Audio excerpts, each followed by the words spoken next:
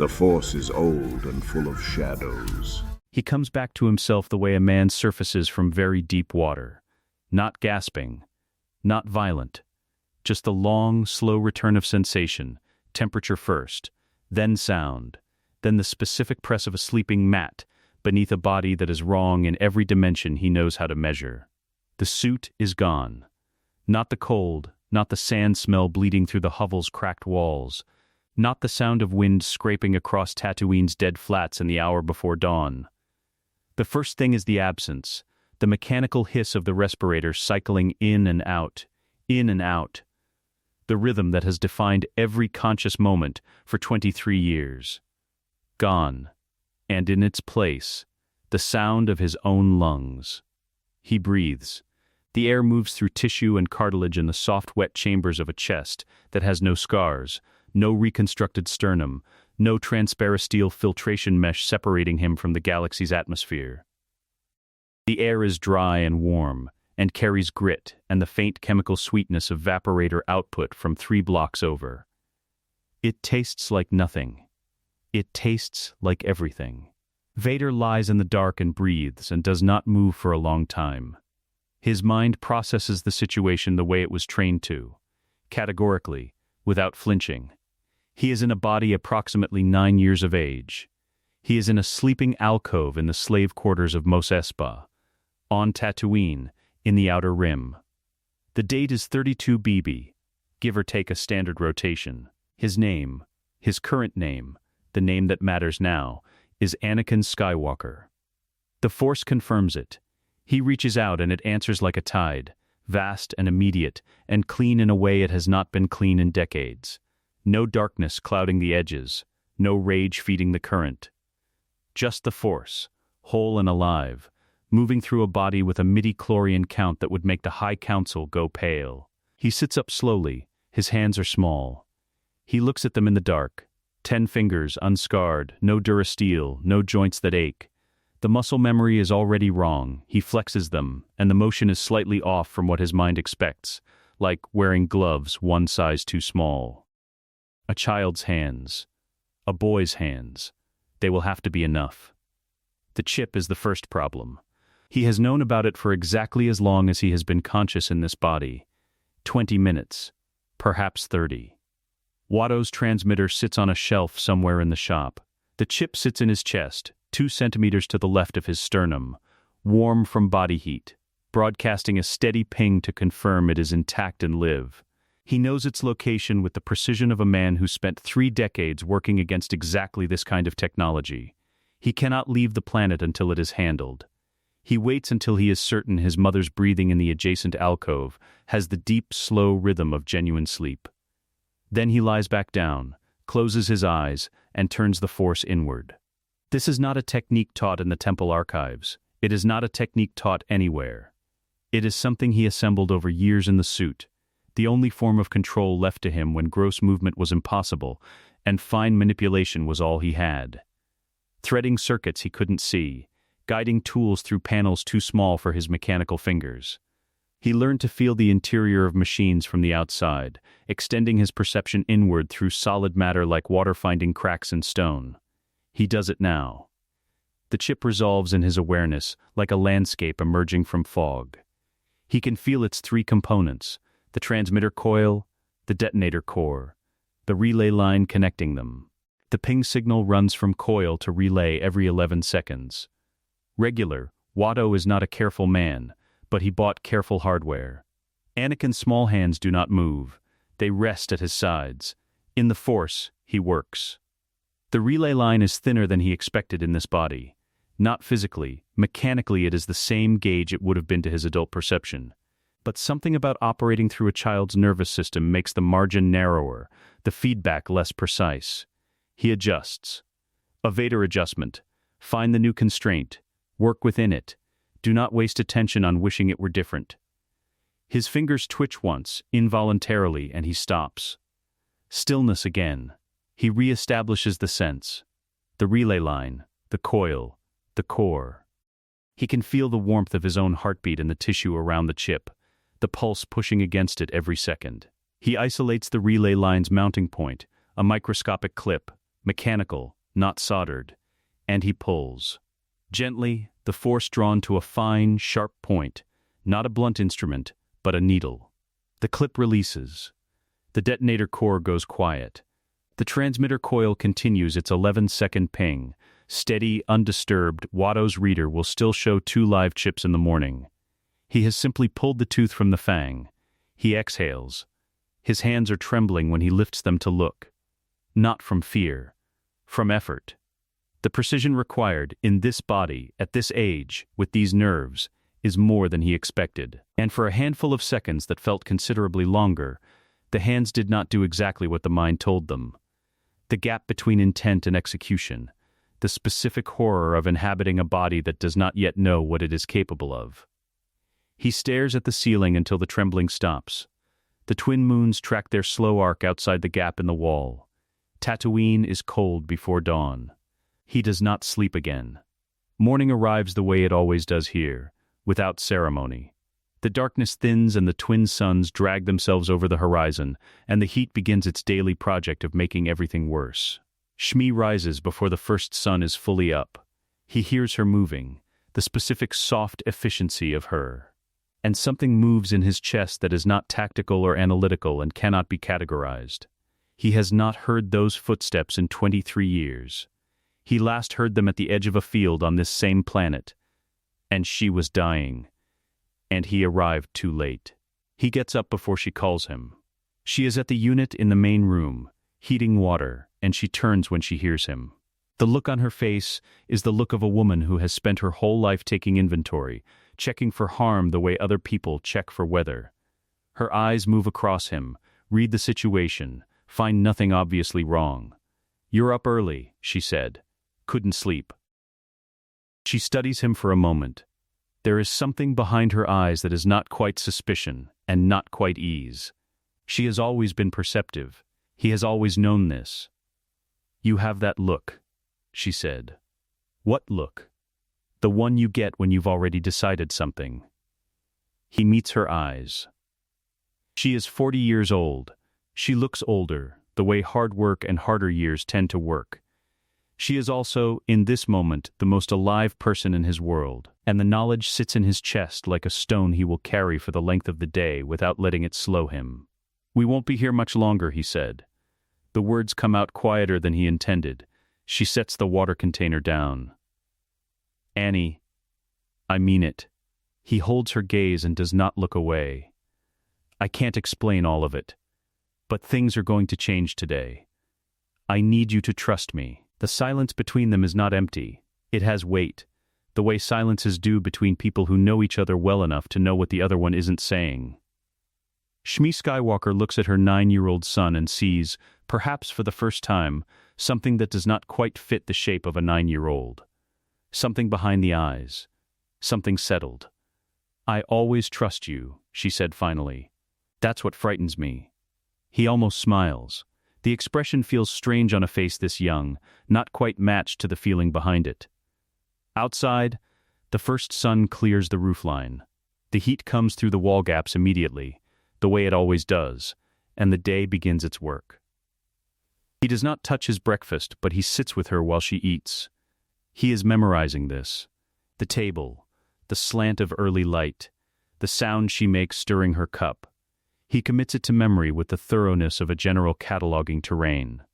This is the morning everything changes. He is ready. Watto's shop smells like burnt capacitors and old grease, and the particular metallic sweetness of parts that have been waiting too long to be useful. Anakin moves through it the way he has moved through it every morning for 9 years of this body's life, efficiently, without wasted motion, pulling the morning inventory checks from memory, while the first sun climbs and the second begins its slower ascent behind it. Shelves of salvage. Bins of actuators.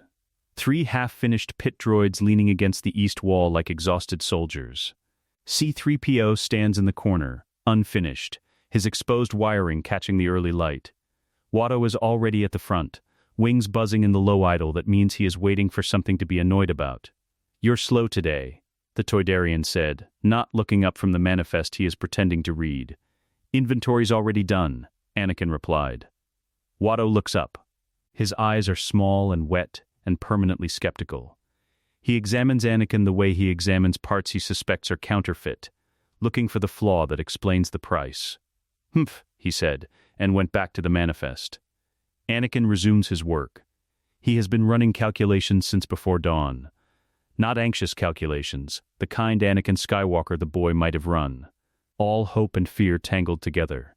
These are the clean, sequential assessments of a man who spent 20 years planning campaigns across a galaxy.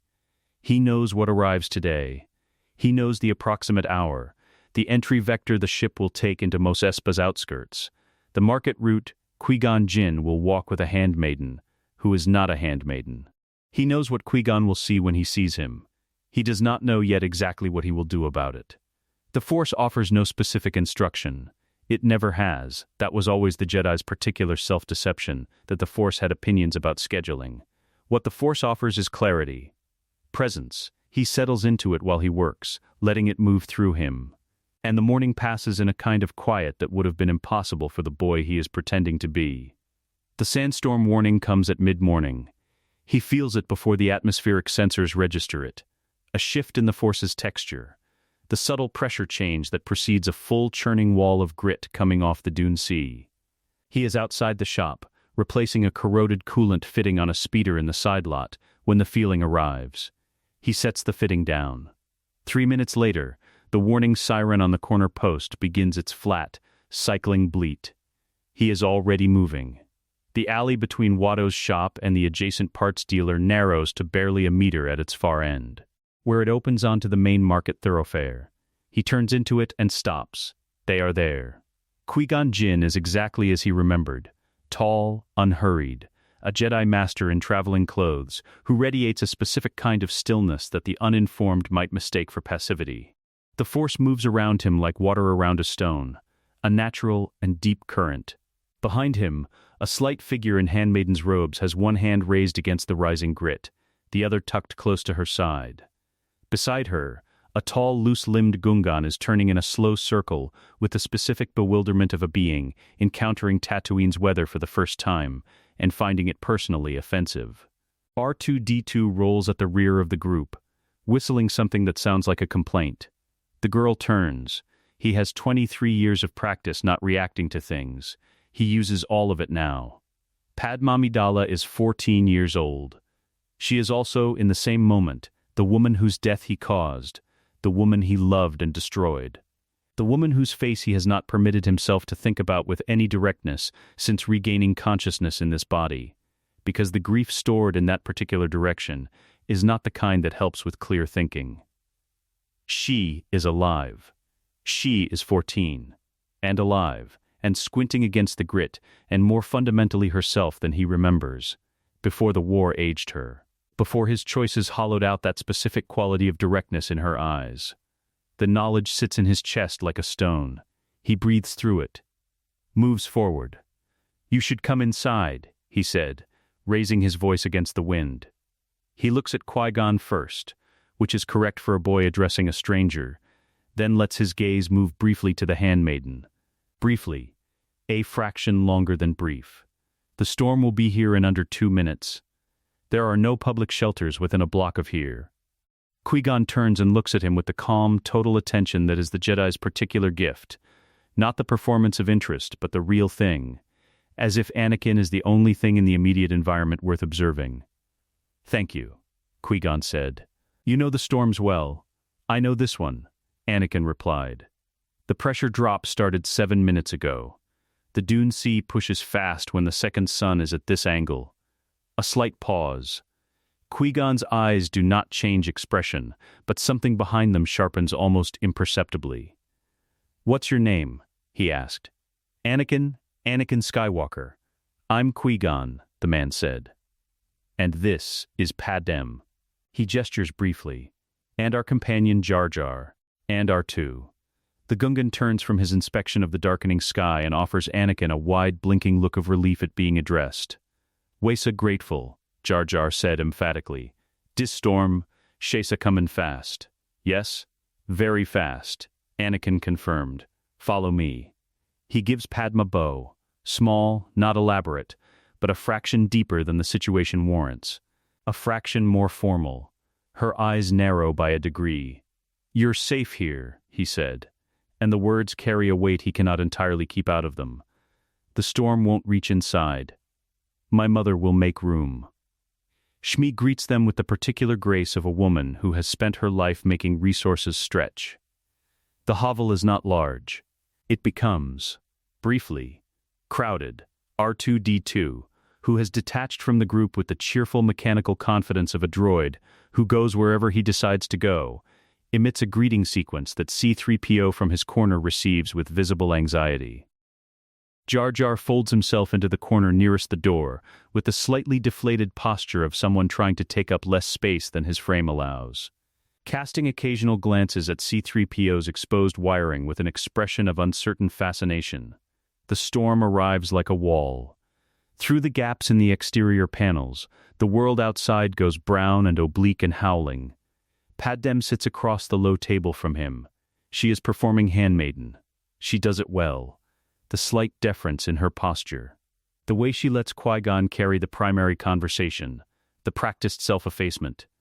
It is a good performance. It would deceive almost anyone on this planet. He lets her have it. He has no interest in exposing her. He has every interest in what she chooses to do with the space he gives her. Jar Jar, for his part, is attempting a conversation with Shmi about the relative merits of Tatooine and Naboo cuisine. A comparison he is conducting with considerable enthusiasm and almost no useful information. Shmi is listening to him with the patient warmth she extends to everyone who enters her space without harm, offering small responses that keep him talking, and require nothing of the rest of the room. It is, Anakin thinks, one of the most useful things she has ever done without knowing she was doing it. "How long have you lived here?" Padmé asked. The question is the kind a handmaiden asks, gentle, filling silence, nothing pointed. "All my life," Anakin said. "Do you like it?" He considers that. A real consideration, not a social one. "I like the mornings," he said. "Before the heat. When it's quiet." He pauses. "I don't like what it is. What it means for people here." He holds her gaze. "But I don't think I'll be here much longer." She tilts her head by a fraction. Something has shifted in her attention, the handmaiden performance thinning slightly at the edges, the sharpness underneath it visible. "Why do you say that?" she asked. "Because things change," he said. "They always do. The question is whether you're positioned for the change or just subject to it. The words are wrong for a 9-year-old. He knows it the moment they land."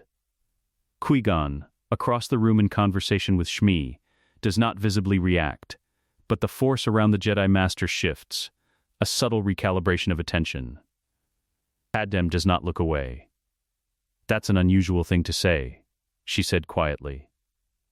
"I had an unusual morning," he replied. She almost smiles. The edge of it appears, and then she brings it back under control, the discipline of someone who has been trained since childhood to manage what shows on her face. The storm hammers the exterior walls. The light inside is low and amber. Jar Jar, apparently having exhausted the subject of cuisine, has now fallen into a drowsy quiet against the wall. His long ears settling flat with the specific contentment of a being who has decided the current situation is safe enough to stop worrying about. He looks at her, and she looks at him, and in the weighted quiet between them something is acknowledged without being named, that neither of them is entirely what they appear to be, that this encounter is not ordinary, that the morning has taken on a shape neither of them will easily forget. He offers her water. She accepts. Outside, Tatooine rages. Inside, the day continues its quiet work of becoming something neither of them expected. The storm breaks mid-afternoon. It leaves the way all Tatooine storms leave, without apology, the air going from oblique and howling to merely hot and gritty in the space of 10 minutes, the twin suns reasserting themselves through the settling dust as if nothing happened. The market thoroughfare outside reappears in pieces. A vendor's awning. A droid chassis someone left chained to a post.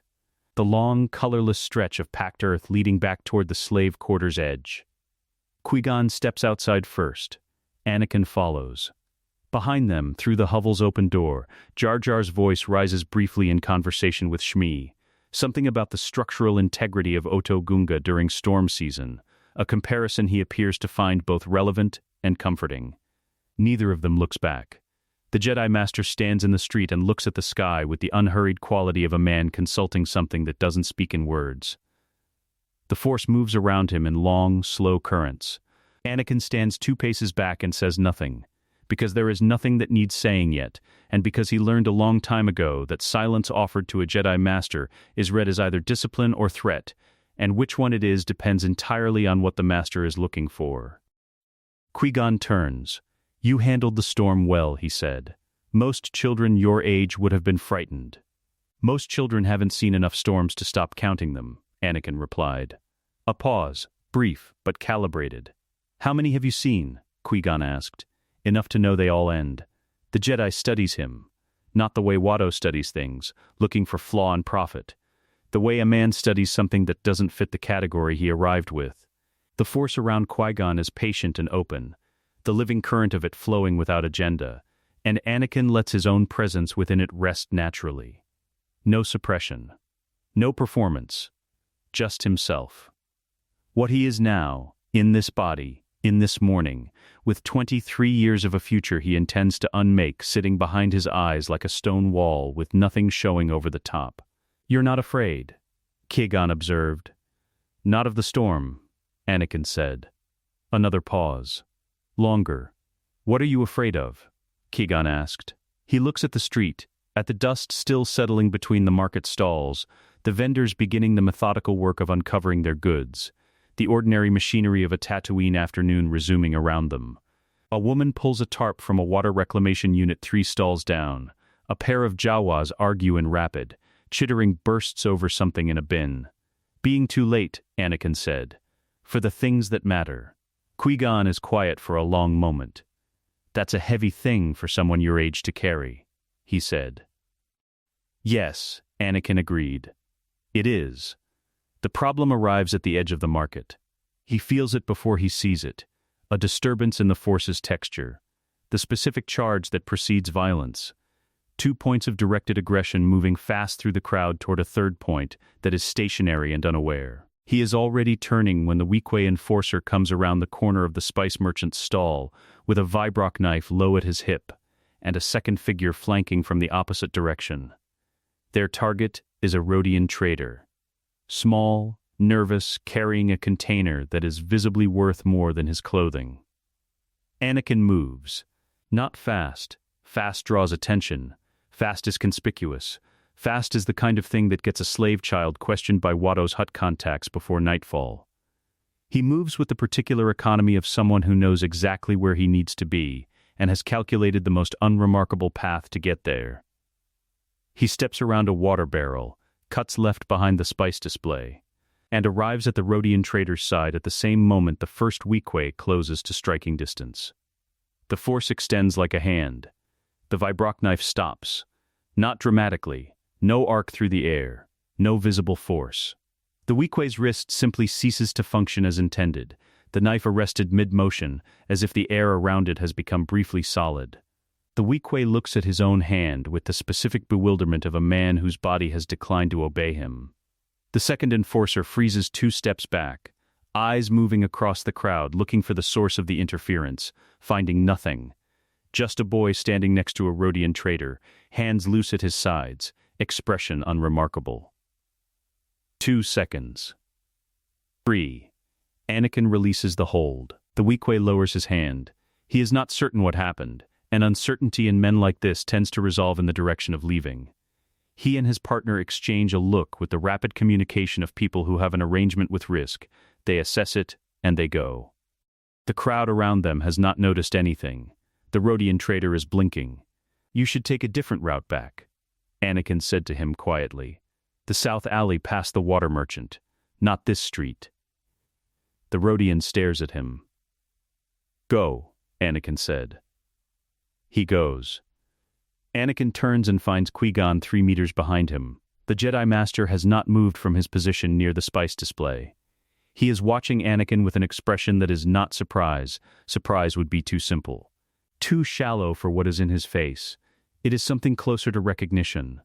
The look of a man who has been searching for a word in a language he barely speaks, and has just heard a stranger use it perfectly. That was carefully done, Qui-Gon said. The market gets complicated after a storm, Anakin replied. Tempers run short. Yes, Qui-Gon said. They do. He lets the silence sit. The Jedi does not press it, which is itself a kind of test. A man less skilled would ask the direct question, would demand explanation. Qui-Gon simply stands in the Force's current and waits, the same way a good listener waits, without urgency, without agenda, with the quiet confidence of someone who understands that truth offered under pressure is not the same as truth offered freely. Anakin has no intention of offering the full truth. Not yet. Not here, in a market street with the afternoon suns pressing down and Watto expecting him back within the hour.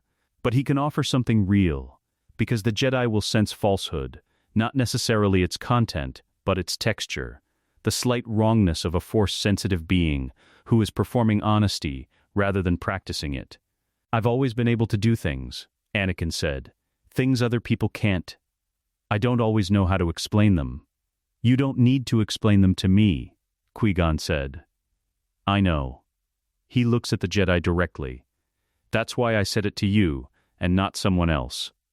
Qui-Gon's expression shifts. Fractionally, the recognition deepening into something that has an edge of gravity to it. The look of a man revising a calculation upward. How long have you lived here, he asked. In Mos Espa. All my life. And before that? There is no before that. Anakin said. I was born here. Qui-Gon nods slowly. He looks at Anakin the way the Force looks at everything. Without preference, without rushing to conclusion. I'd like to speak with your mother, he said. Shmi listens to Qui-Gon with the particular stillness of a woman who has learned that certain conversations require receiving before responding. They sit at the low table, the afternoon light slanting through the wall gaps in long copper bars, the hovel quiet around them. Padmé sits near the door. Jar Jar has settled himself outside at Shmi's suggestion. Watching the market thoroughfare reassemble itself with the contented attention of someone who finds ordinary activity genuinely interesting. Anakin sits beside his mother, which is where he intends to stay. Qui-Gon speaks carefully. He does not make promises he cannot keep.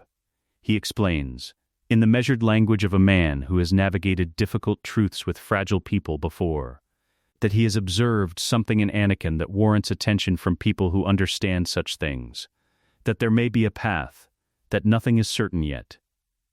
Shmi looks at her hands while he speaks. Then, she looks at Anakin. He holds her gaze. This is the moment. Not the storm, not the market, not the chip in the dark before dawn. This is the one that costs something. He has been running from this specific grief since he opened his eyes in this body. The look on his mother's face when she understands that the path forward leads away from her. You've known, she said, not to Qui-Gon, to him. Yes, Anakin said. How long? He does not answer that question directly. Instead, he reaches across the table and takes her hands in his small ones. And the gesture is so precisely adult, so utterly out of register with the body performing it, that Padmé across the room goes completely still. Long enough to be certain, he said. And certain enough to tell you, it will be all right. Not easy, but all right. Shmi's hands tighten around his. The afternoon moves around them. Outside, the market noise resumes its ordinary register. The calls of vendors, the complaint of a droid somewhere down the block, the flat mechanical beep of a transaction confirmed. And underneath it all, barely audible, the sound of Jar Jar humming something tuneless and cheerful to himself in the early evening air. Unbothered and present, and entirely unaware of the weight the room behind him is carrying. Qui-Gon watches them both. In the Force, he is very quiet. The Boonta Eve race is 3 days away. Anakin knows this the way he knows everything about this particular stretch of time, not as memory recalled but as architecture inhabited. The events of these days load-bearing walls he has walked through before, and must now navigate around. Qui-Gon needs parts. The parts require money. The money requires the race. The race requires a pod. The pod is already built. He stands in the garage in the low amber of early evening. looking at it. Sebulba's sabotage is coming. He knows the specific component, the specific moment, the specific casual cruelty of a Dug who has been winning races through destruction long enough to consider it a professional skill. He will handle it. That is not the problem occupying his attention right now. The problem is in the main room, speaking quietly with his mother. Padmé had not left with Qui-Gon and R2 when the afternoon ended. She had stayed, on some pretext of helping Shmi with the evening preparations, a pretext thin enough that everyone in the room recognized it as one, and courteous enough that no one said so. She moves through the small kitchen space with a practicality that does not fit a handmaiden, and fits a queen exactly. Efficient, observant, doing 3 things at once, with the focused economy of someone who has never had the luxury of doing only one. Shmi accepts her company with the warmth she extends to everyone who enters her space with honest intent. They speak in the easy register of women who have sized each other up and found the result satisfactory. Anakin listens from the garage doorway and does not interfere. When his mother moves to the back of the hovel, Padmé turns. "You've been watching me all evening," she said. Not an accusation. A statement of fact, delivered with the directness of someone who prefers facts to social circumnavigation. "You've been watching me since the market," he replied. She considers that. Sets down the cup she was drying. "You're not what you look like," she said. "Neither are you."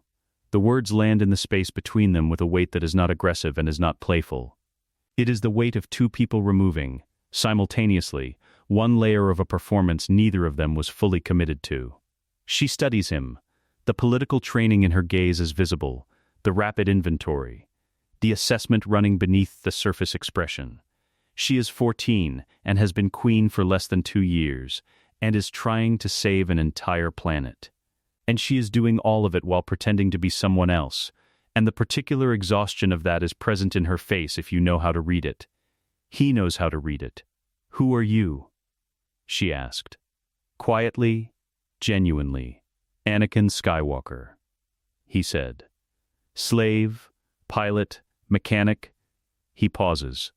"Someone who knows what's at stake for Naboo. For your people." The air in the room changes. She does not reach for denial. That is the thing about Padmé Amidala, she has the courage of her own intelligence. She does not pretend, when the evidence is in front of her, that the evidence is not there. "How?" she said. Not a question about how he knows her identity. A question about how he knows about Naboo. About the occupation.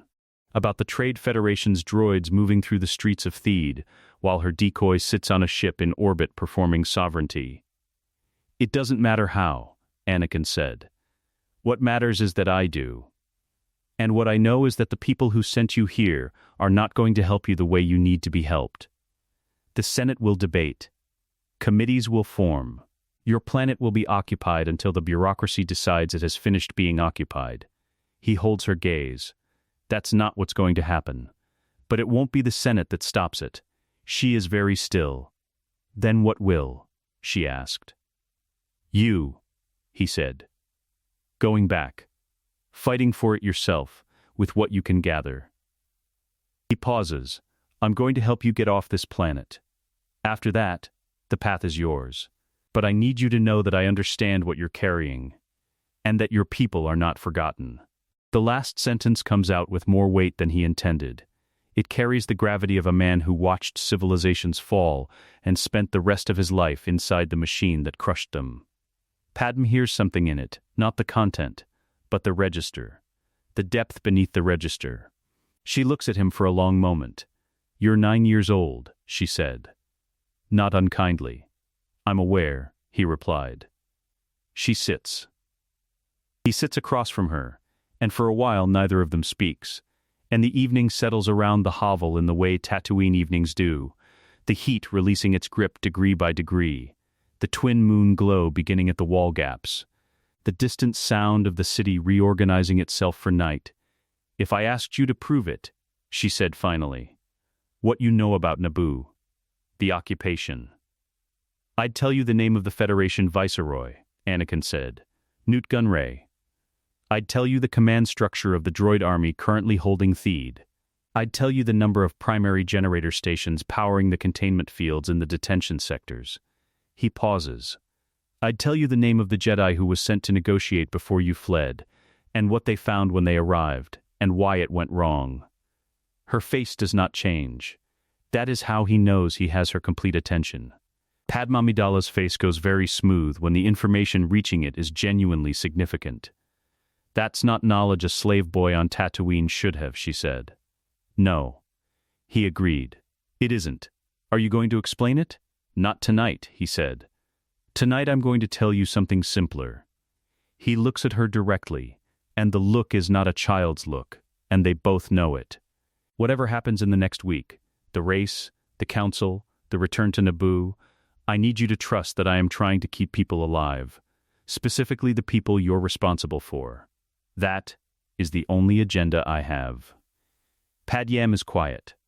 Outside, something metallic shifts in the garage, the pod's frame settling in the cooling air. The twin moons are fully up now, painting the walls in pale flat light. Why? She asked. Why does a slave boy on Tatooine care about Naboo? The honest answer is, because I watched you die and I am not going to do it again. He does not say that. Because someone has to, he said.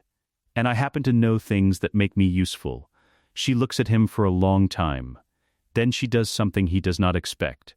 She reaches across the table and extends her hand, not as a handmaiden, not as a girl, but with the formal deliberateness of a head of state making an acknowledgement. He takes it, his small hand around hers. My people are grateful, she said quietly, not performing gratitude, meaning it, in the specific language of someone who has been trained since childhood that gratitude expressed on behalf of a nation is the heaviest kind. Whatever you are, whatever this is, my people are grateful. He holds her hand for one moment. They won't need to be, he said. They'll be safe. That's enough. She releases his hand and looks away first, which he understands is not retreat but the specific self-management of someone who has felt something unexpected and needs a moment to file it correctly. He gives her the moment. He looks at the table, and the evening light, and the cup she set down when this conversation started. His mother returns from the back of the hovel with a quiet efficiency that suggests she has read the room from 10 feet away and decided to make noise on her approach. She looks at them both with the particular expression of a woman who has noticed something and chosen to ask no questions about it. Stay for dinner, Shmi said to Padmé, simply as if this settles the matter. Padmé looks at Anakin, a brief look, asking nothing in particular, confirming something unspecific. Thank you, she said to Shmi. I will. The evening continues. The moons track their arc. 3 days away, the Bunta Eve race waits like a held breath at the edge of the calendar, and beyond it, the galaxy waits in its crooked, dangerous shape, full of things that are about to change. He is ready. He has always been ready. It is only the body that needed catching up. The Bunta Eve race ends the way it ends. He wins it in the way he intended to win it. Not by luck, not by the narrow margin of a boy who got fortunate against professionals, but by the cold, systematic application of a pilot's mind that logged 10,000 hours in cockpits that made this pod feel like a child's toy. He handles Sebulba's sabotage before the second lap. He handles the corrected fuel line, the repaired stealth mechanism, the small adjustments that transform a dangerous machine into a precise one. When Sebulba's pod goes apart at the Arch Canyon turn, it goes apart because Anakin has spent 3 days ensuring the only thing between Sebulba and that outcome is Sebulba's own choices. He crosses the finish line without drama. He does not celebrate the way the boy would have celebrated. He sits in the cockpit for a moment after the engines die, hands on the controls and breathes. Lets the crowd noise wash over him without entering him. Checks his own body for the specific exhaustion of high-concentration piloting. The shoulder tension.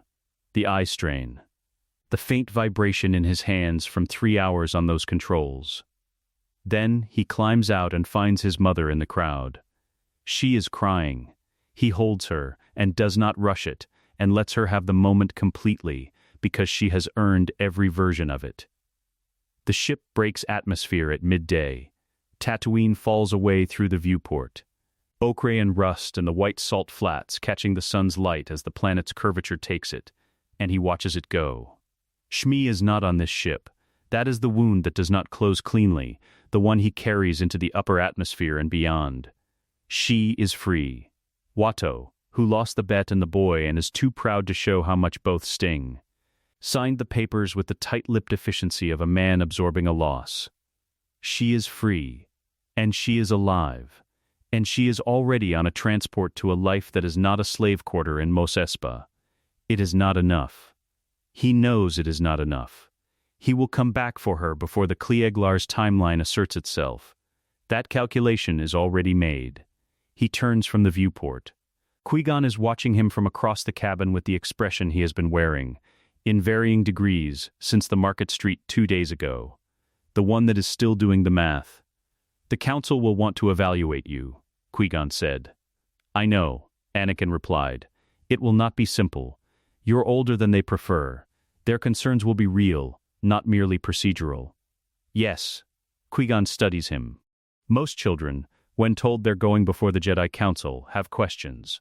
Or fear. Or excitement." "I have questions," Anakin said. "Which ones?" He looks at the Jedi Master for a moment, considering whether the Council is capable of hearing something that doesn't fit the shape of what they're expecting, he said, and whether that's their limitation or mine to work around. The silence that follows is not uncomfortable. It is the silence of a man recalibrating. "Both," Qui-Gon said simply. "In my experience." Across the cabin, Padmé sits with her hands folded in her lap and her gaze on the stars resolving through the forward viewport. She has dropped the handmaiden performance entirely now. Not dramatically, not with announcement. Simply with the quiet efficiency of someone putting down a tool that has served its purpose. The difference is subtle to anyone who has not been watching her closely enough to know where the performance ends and the person begins. He has been watching her that closely since the hovel. She feels his attention and turns, meets his eyes across the cabin with the directness that is. He has come to understand her most fundamental quality, the thing that survived every political education and every careful training in self-concealment. The look that says, "I see you seeing me, and I am not going to pretend otherwise." He gives her a small nod. She gives him one back. Jar Jar, settled in the seat beside her with his long legs extended at an impractical angle, is already asleep, producing a low rhythmic sound that is not quite a snore and not quite a whistle, and fills the cabin's quiet stretches with a quality of accidental comfort.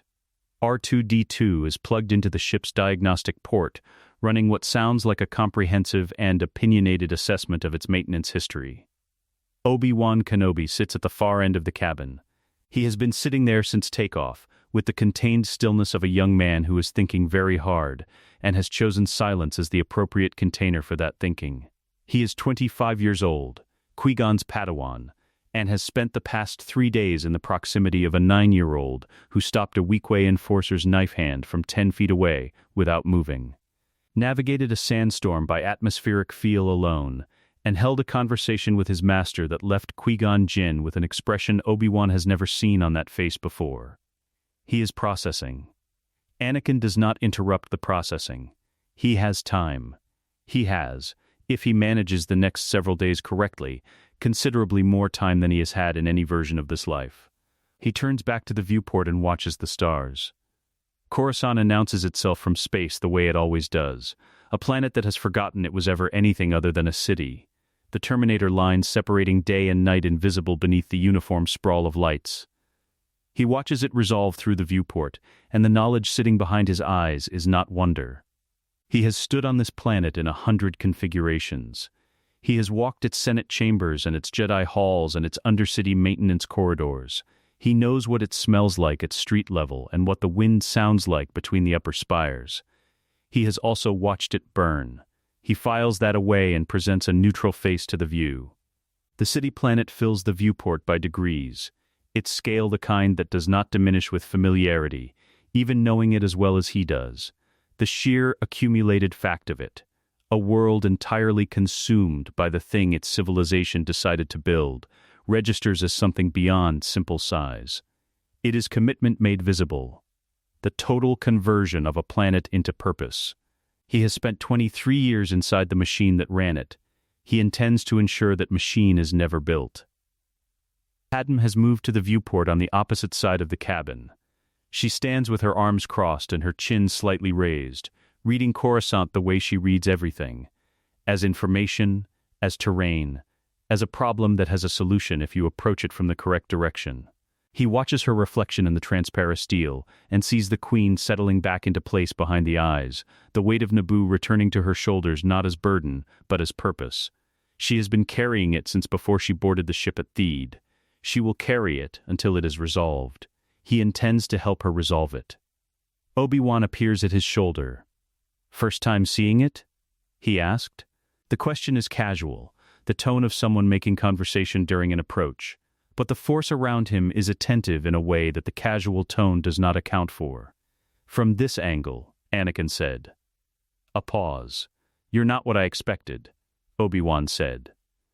Quietly, not unkindly, with the specific honesty of someone who has decided that pretending not to notice a thing is less useful than acknowledging it.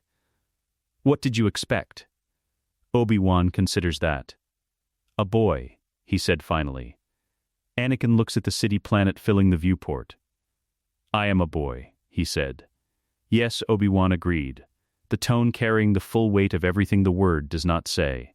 They stand at the viewport together as Coruscant rises to meet them, the lights of 10 trillion lives spreading in every direction below, and neither of them says anything else. And the silence between them is not empty, but is the particular silence of two people who have just established, without negotiating it, that they are going to be honest with each other. It is, Anakin thinks, the best possible beginning. The ship descends through the upper atmosphere on its final approach vector, Coruscant's upper spires rising past the viewport like a civilization making an argument for itself, and the day that began on a desert planet before dawn continues its long work of becoming something none of them planned for. The council chamber is exactly as he remembers it. 12 seats in a circle, the floor a pale stone that catches the afternoon light from the wraparound windows, Coruscant spread in every direction beyond the glass, the cityscape falling away to the horizon in every direction like proof that permanence is possible, which it is not, which the council does not yet know. He stands in the center of the circle and does not fidget. 9-year-old boys fidget in front of the Jedi Council. He does not, and the fact of this non-fidgeting is itself observed. He can feel the shift of attention it produces in the masters arrayed around him. A small recalibration, one after another, subtle as tide changes. Mace Windu speaks first. He produces a small device from the folds of his robe, a handheld holoprojector, compact and unassuming, the kind that fits in a palm and projects images in a sequence controlled by the holder. Anakin knows it immediately. He knows the exercise immediately. The images will cycle through the projector's internal register, visible to Mace, invisible to Anakin. And he will be asked to name each one before it appears on the device's small screen. He has known this was coming since before the ship landed. "Tell me," Mace said, "what do you see?" The projector is not yet active. The question is the opener, the instruction, the framing. Anakin keeps his face in the expression of a child who is listening carefully. The first image loads behind the shield of Mace's palm. "A ship," Anakin said. "Naboo cruiser, the one we arrived on." A stillness in the room that is not silence, 12 people continuing to breathe, continuing to exist in the Force, but all of them arrested on the same beat. Mace looks at the projector, looks at Anakin, advances to the next image. "A speeder," Anakin said. "Coruscant model. Yellow, another beat. A cup," he said, before Mace has fully settled on the third image. Ceramic, blue, Ki-Adi-Mundi shifts in his seat. Plo Koon tilts his head by a fraction. The force in the room has changed, not dramatically, not with the theatrical charge of something being broken, but with the specific quality of a current finding a new channel. A quiet and fundamental rerouting of the attention of 12 masters simultaneously. Mace advances through 4 more images without speaking. Anakin names each one before it resolves on the screen. Cleanly, without hesitation, without the performance of effort. He could add details, he could name the color of the 4th image's background, the specific model designation of the fifth. But he does not, because excess precision in this exercise reads as showing off, and showing off to the High Council is not discipline, and he is here to demonstrate discipline. He names only what is asked for. Nothing more. Mace lowers the projector. The silence that follows has a different weight than the silences before it. It is the silence of people who have seen something they already suspected was possible, and are now sitting with the fact of having seen it confirmed, which is a different experience than suspicion, considerably heavier and considerably more real. Remarkable, Qui-Gon said. Quietly, as if speaking at full volume would disturb something. Yoda's eyes are half closed. His ears have not moved. Strong with the Force, this one is. But more, how he carries it. Interesting this is. Mace sets the projector aside. He looks at Anakin with the hard-edged intelligence that makes him the most dangerous person in this room after Yoda, and when he speaks again his voice has shifted from procedural to something more genuinely investigative. Beyond the images, Mace said, "Tell me what you observe in this room. Not what you see, what you observe." He looks around the circle, a real look, not performed. "The floor is cold," he said. "The light from the southwest windows is stronger than the northeast, because of the angle of the sun. There are 12 of you, and each of you is carrying a different quality of attention. Master Windu's is the sharpest. Master Yoda's is the oldest." He pauses. "The Force in this room is very loud." A silence. "Loud," Mace repeated. "Like standing next to an engine," Anakin said, "when you're not used to standing next to 12 masters simultaneously." Plo Koon, to his left, tilts his head by a fraction. Qui-Gon says, "You are not afraid." "No," Anakin said. "Why not?" He considers the true answer, which is that he has stood before worse tribunals in worse conditions with worse odds, and that the Jedi Council in this configuration is the most honest and well-intentioned authority he has ever faced. He does not say that. "Because there's nothing here that wants to harm me," he said. "Caution isn't fear." Mace and Yoda exchange a look that is brief and complete, and contains an entire conversation. Then, Yoda speaks. The ancient master said. His eyes are half closed, and his ears are angled slightly forward, and the Force around him is the deepest current in the room by a significant margin. "See inside your mind, may I?" "Yes," Anakin said. What Yoda does is not exactly a probe, and not exactly an observation. It is the Force equivalent of a hand pressed flat against a door, testing for heat, for movement, for what is on the other side without opening it. Anakin has prepared for this the way he prepares for everything, not by building a wall, because walls in the Force are themselves information. The presence of a wall telling a skilled reader more than the absence of one. Instead, he has constructed something more subtle. He has arranged the truth. The grief is real. He lets Yoda feel it, the full weight of it, decades of loss compressed into the present moment, the specific and profound sadness of a being who has loved and failed, and carried the failure until it became structural. It is not performed, it is his. He simply lets it be visible because grief in a living Force signature is not anomalous. Grief is human. What Yoda is looking for is the shape of what the grief is about. That shape, he keeps. He holds the specific wall of it, not with force which would show, but with the deepest concentration he is capable of in this body, the kind that costs physical effort. A fine tremor beginning in his hands that he does not let reach his face. He can feel Yoda pressing at the edges. The ancient master is extraordinarily skilled. He finds the grief's presence immediately, acknowledges it, probes its perimeter. He does not find what is behind it. After a moment, Yoda withdraws. His eyes open fully. They rest on Anakin with an expression that is not satisfaction and is not alarm. It is something more precise than either. "Much grief you carry," Yoda said, "for one so young." "Yes," Anakin said.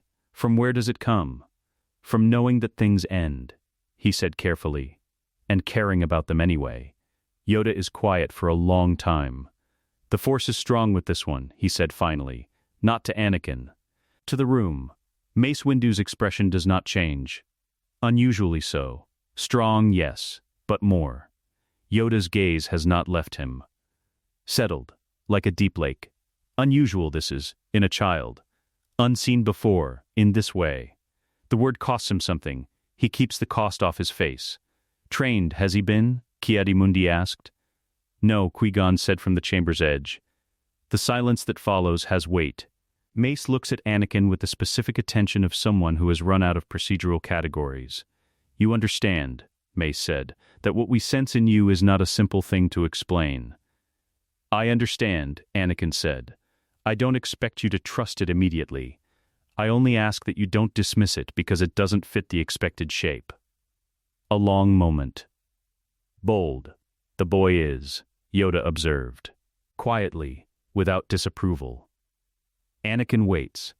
Hands loose at his sides, the tremor fully controlled now, the chamber's afternoon light laying clean across the floor between him and the oldest living Jedi Master in the galaxy. Outside, Coruscant continues its indifferent sprawl. Inside, 12 Masters sit with a thing that will not resolve cleanly and consider what to do with it. The holographic projector rests on the arm of Mace Windu's chair, its screen dark now, the images it held already irrelevant, because the boy named all of them before they appeared, and named the room after that, and named the grief inside himself with a precision that does not belong to any 9-year-old the Council has ever evaluated. And the question of what to do with that fact is going to occupy this chamber long after the boy has been shown to his quarters and the doors have closed. They all know it. He knows they know it. He waits. The Senate building at mid-morning. Coruscant's upper atmosphere catches the light differently here than at the temple, no stone spires to break it. Just the vast dome rising from the city's administrative core, its surface a dull silver that turns gold when the sun hits at angle. Inside, the rotunda is already in session, the repulsor pods moving through the air in their slow orbital patterns, the hum of 10,000 political calculations running simultaneously through the recycled air. Anakin waits in an anteroom off the main corridor. He has been here before. Not in this body, not in this configuration, but in this room. He knows the specific acoustic quality of it, the way sound gets absorbed by the wall's heavy paneling, the faint vibration of the Senate machinery in the floor. He knows the corridor outside, which species of aid moves fastest through it and which ones stop to confer. He spent years moving through this building as Vader, and the muscle memory of it sits in him like a map in a language this body doesn't yet speak.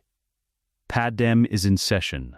He can feel her, not precisely, but directionally, the Force offering a faint sense of her location the way it sometimes offers information about people who matter. She is in the rotunda. She is not happy. Qui-Gon is somewhere in the building having a conversation with the Supreme Chancellor that will not go the way Qui-Gon hopes. He already knows this. He is here because of what comes next.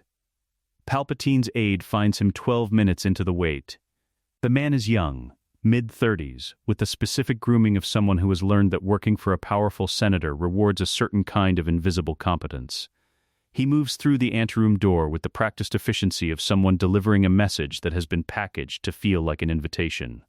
Senator Palpatine would like to extend his personal welcome, the aide said. He understands you've come a long way, and wishes to offer a moment of his time. He is very interested in young people of talent. The phrasing is exact. He has heard it before, in accounts, in intelligence files, in the specific vocabulary of a man who has spent decades weaponizing warmth. That's kind of him, Anakin said. He follows the aide. The office is smaller than it will become. Palpatine is not yet Chancellor. His power in this room is still the power of a skilled senator from a wealthy system, which is considerable, and not yet the power of a man who controls both sides of a war, which is absolute. The distinction matters. In 2 years' time, walking into a room with this man will mean walking into a room with someone who has already won. Today, he has not yet won. Today he is still a step removed from the mechanism. Today he is, fractionally, vulnerable. Anakin files that and arranges his face into the expression of a child who is impressed. Palpatine rises from behind his desk with the warmth he deploys the way other men deploy weapons. Precisely, at the correct moment, calibrated to the target. He is dressed in Senate robes of deep burgundy. His face is the face from Anakin's earliest memory of him. Unlined, open, the performance of grandfatherly welcome, delivered with the skill of someone who has been practicing it since before Anakin's parents were born. "My boy," Palpatine said. The words land the way they always landed in memory, like a hand on the shoulder that is also, somehow, a hand around the throat. Anakin absorbs them without visible reaction. "Senator," he replied. Politely, nothing more. Palpatine gestures to the chairs arranged near the window. They sit. Coruscant sprawls beyond the glass in every direction, the mid-morning light flat and silver on a million structures. "I have heard remarkable things about you," Palpatine said.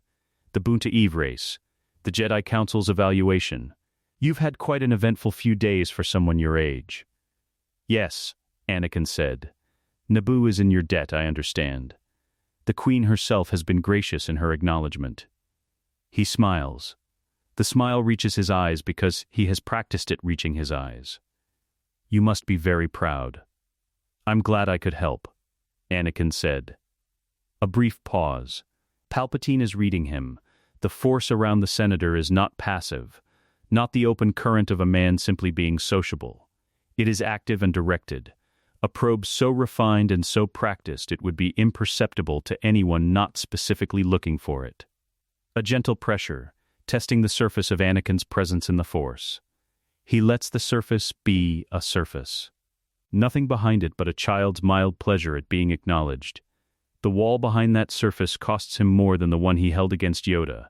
Palpatine is not probing with a master's recognized technique, but with something older and more patient, like water finding the specific crack in specific stone, a method refined over decades of doing this to people who never knew it was happening. He holds. The Jedi Palpatine continues, letting the probe run while his voice provides cover for it, can be cautious. Formal, it must be strange, being evaluated by them. As if you are a problem to be solved rather than a person to be welcomed. "Master Qui-Gon has been very welcoming," Anakin said. "Qui-Gon Jinn. Yes, a good man." Unconventional, the smile again warmer. The Council, though, Mace Windu. Yoda, they see the galaxy through a very particular lens. Centuries of doctrine. He pauses. It can feel isolating, I imagine, being seen as an anomaly rather than a gift. He is offering a door, the specific door he always offered, the sense of being misunderstood by cold institutions, of having an ally who truly sees, of there being a warmer room available if only the boy steps through. Anakin looks at him with the expression of a child who is thinking about this carefully. "I understand why they're cautious," he said. "I'm unusual. It makes sense to be careful about unusual things." A fractional shift in Palpatine's expression, not disappointment, too small for that. A recalibration. The boy has not walked through the door, and the boy's reason for not walking through it is not naivety, but something that reads, very faintly, like a considered choice. "You are remarkably measured," Palpatine observed. "For someone your age." "I had a good teacher," Anakin said. "Oh? The interest is immediate, and genuine, and dangerous." "Who?" He holds the senator's gaze. "Experience," Anakin said simply. The conversation runs 12 more minutes. Palpatine is skilled enough not to press past the point where pressing becomes visible. He pivots smoothly to Naboo, to the Senate proceedings, to the general warmth of a powerful man performing interest in a child's well-being. He makes 3 more attempts in that 12 minutes, 3 more variations of the door, offered at different angles, in different packaging. The isolating council, the difficult transition from slave to free, the loneliness of being exceptional in a world built for the ordinary. Each time, Anakin receives the offering with the pleasant, slightly too measured response of a child who is thoughtful but not quite catching the subtext. Each time, the Force tells him Palpatine is noting the failure and cataloging it. When the aide returns to signal the end of the appointment, Palpatine rises and extends his hand with the warmth of a man who has enjoyed himself. "I hope we will speak again," he said. "Coruscant can be cold for those new to it. My door is always open." Anakin shakes the offered hand. The touch is brief, and in it, a single second of physical contact. The Force moves in a way that has nothing to do with warmth. It is the specific sensation of standing next to something very old and very dark that is performing light well enough to fool almost anyone. He keeps his face neutral. "Thank you, Senator," he said, "for your time." He walks back to the corridor. He does not look back, because looking back would be the tell. The slight glance over the shoulder that the genuinely unconcerned do not perform. He keeps his pace even, his hands loose, his presence in the Force as unremarkable as he can make it. 20 meters down the corridor, out of the office's sightline, he stops. Palpatine knows something is different. Not what? The wall held. The surface held. The child impression held. But the senator is too skilled not to sense the resistance itself, the faint texture of someone who received the offering and did not take it for reasons that were not naivety. That is information. Palpatine will file it, and it will sharpen his attention. The clock has started. He needs the council's answer before the senator finds a better question. He moves back toward the rotunda to find Padmé, and on the way he does something he has been postponing since the council chamber. He thinks carefully and precisely about Dooku. Not about the man Dooku will become. About the man Dooku is right now, today, in 32 BB, which is a different and considerably more important distinction. Dooku has left the Jedi Order. That much is certain. The departure happened, the disillusionment is complete, the philosophical break with the Council's direction is real and not manufactured. What is not yet complete is the fall itself. Palpatine has found him. Palpatine has been cultivating the ground for years, as he cultivates everything, with patience and precision and the specific skill of a man who identifies cracks in foundations before the structure knows they are there. The contact has been made. The door has been shown. But Dooku has not yet walked through it. He is standing in the corridor between the man he was and the man he is being shaped to become, and the corridor is not yet closed. That is the information the Council needs. Not that Dooku is already a Sith apprentice. He is not yet, not today, but that the groundwork is laid, that the disillusioned man is already in Palpatine's orbit, already being pointed toward a purpose that will cost the galaxy more than anything currently visible on its horizon. The warning is most useful now, while the shape of the future is still a direction rather than a destination. He files it precisely and continues toward the rotunda. There is still Padmé's vote to witness. There is still Naboo. One step at a time, in the correct order, at the correct speed. He has learned, finally, across the full length of a life that taught the lesson in the worst possible way, that the correct speed is always the one that does not skip the step in front of you in favor of the 1-2 steps ahead. He does not skip steps anymore. He walks the corridor, and the Senate building moves around him in its vast bureaucratic rhythm. And somewhere above them Coruscant's atmosphere catches the midday light and holds it briefly, the way light is always held briefly, before the planet's rotation carries it onward. He keeps moving. Viewed from the air is exactly as he remembered it. The city rises from the Naboo plains in its characteristic geometry. Domed architecture, carved stone. The river Sulu cutting through the lower districts in long silver curves before it reaches the palace falls. From the cockpit of the Naboo royal cruiser on final approach, the occupation is visible as a texture change rather than a dramatic difference. Trade Federation AATs positioned at the major intersections, droid patrols moving in their mechanical regularity through streets that were built for people. The city is intact. The Federation has not destroyed anything because destruction is bad for leverage, and Gunray still believes this situation resolves through negotiation. He is wrong about that. Anakin reads the defensive positions through the viewport with the practiced speed of a man who spent decades doing exactly this, cataloging threat vectors, identifying command nodes, calculating the gap between what the enemy knows and what is actually about to happen. The Federation's droid army is not small. It does not need to be defeated in detail. It needs its command signal cut. Everything else follows from that. The plan comes together in the cruiser's briefing room 2 hours before landing. Padmé, Queen Amidala now. The handmaiden disguise dropped with the clean decisiveness of someone who has been waiting for the right moment to stop performing, stands at the head of the table in full ceremonial dress, and lays out the operation with the precision of someone who has been planning it since before Tatooine. The Gungan Alliance. The surface battle as diversion. The palace assault as the primary effort. The droid control ship in orbit as the critical vulnerability. The Naboo pilots shift in their seats when she reaches the orbital component. She looks at Anakin. He has been sitting at the table's far end, which is where he has been sitting in every briefing since Coruscant, present, attentive, not performing the eagerness of a child who wants to be included. He is here because he belongs here, and everyone in the room has spent enough time with him in the past week to have stopped finding that fact unsettling. Most of them anyway. The control ship, she said. I need someone in that fighter bay. I'll handle the control ship, Anakin said. The lead pilot Rick Olai does not look convinced. The N1 is a precision craft.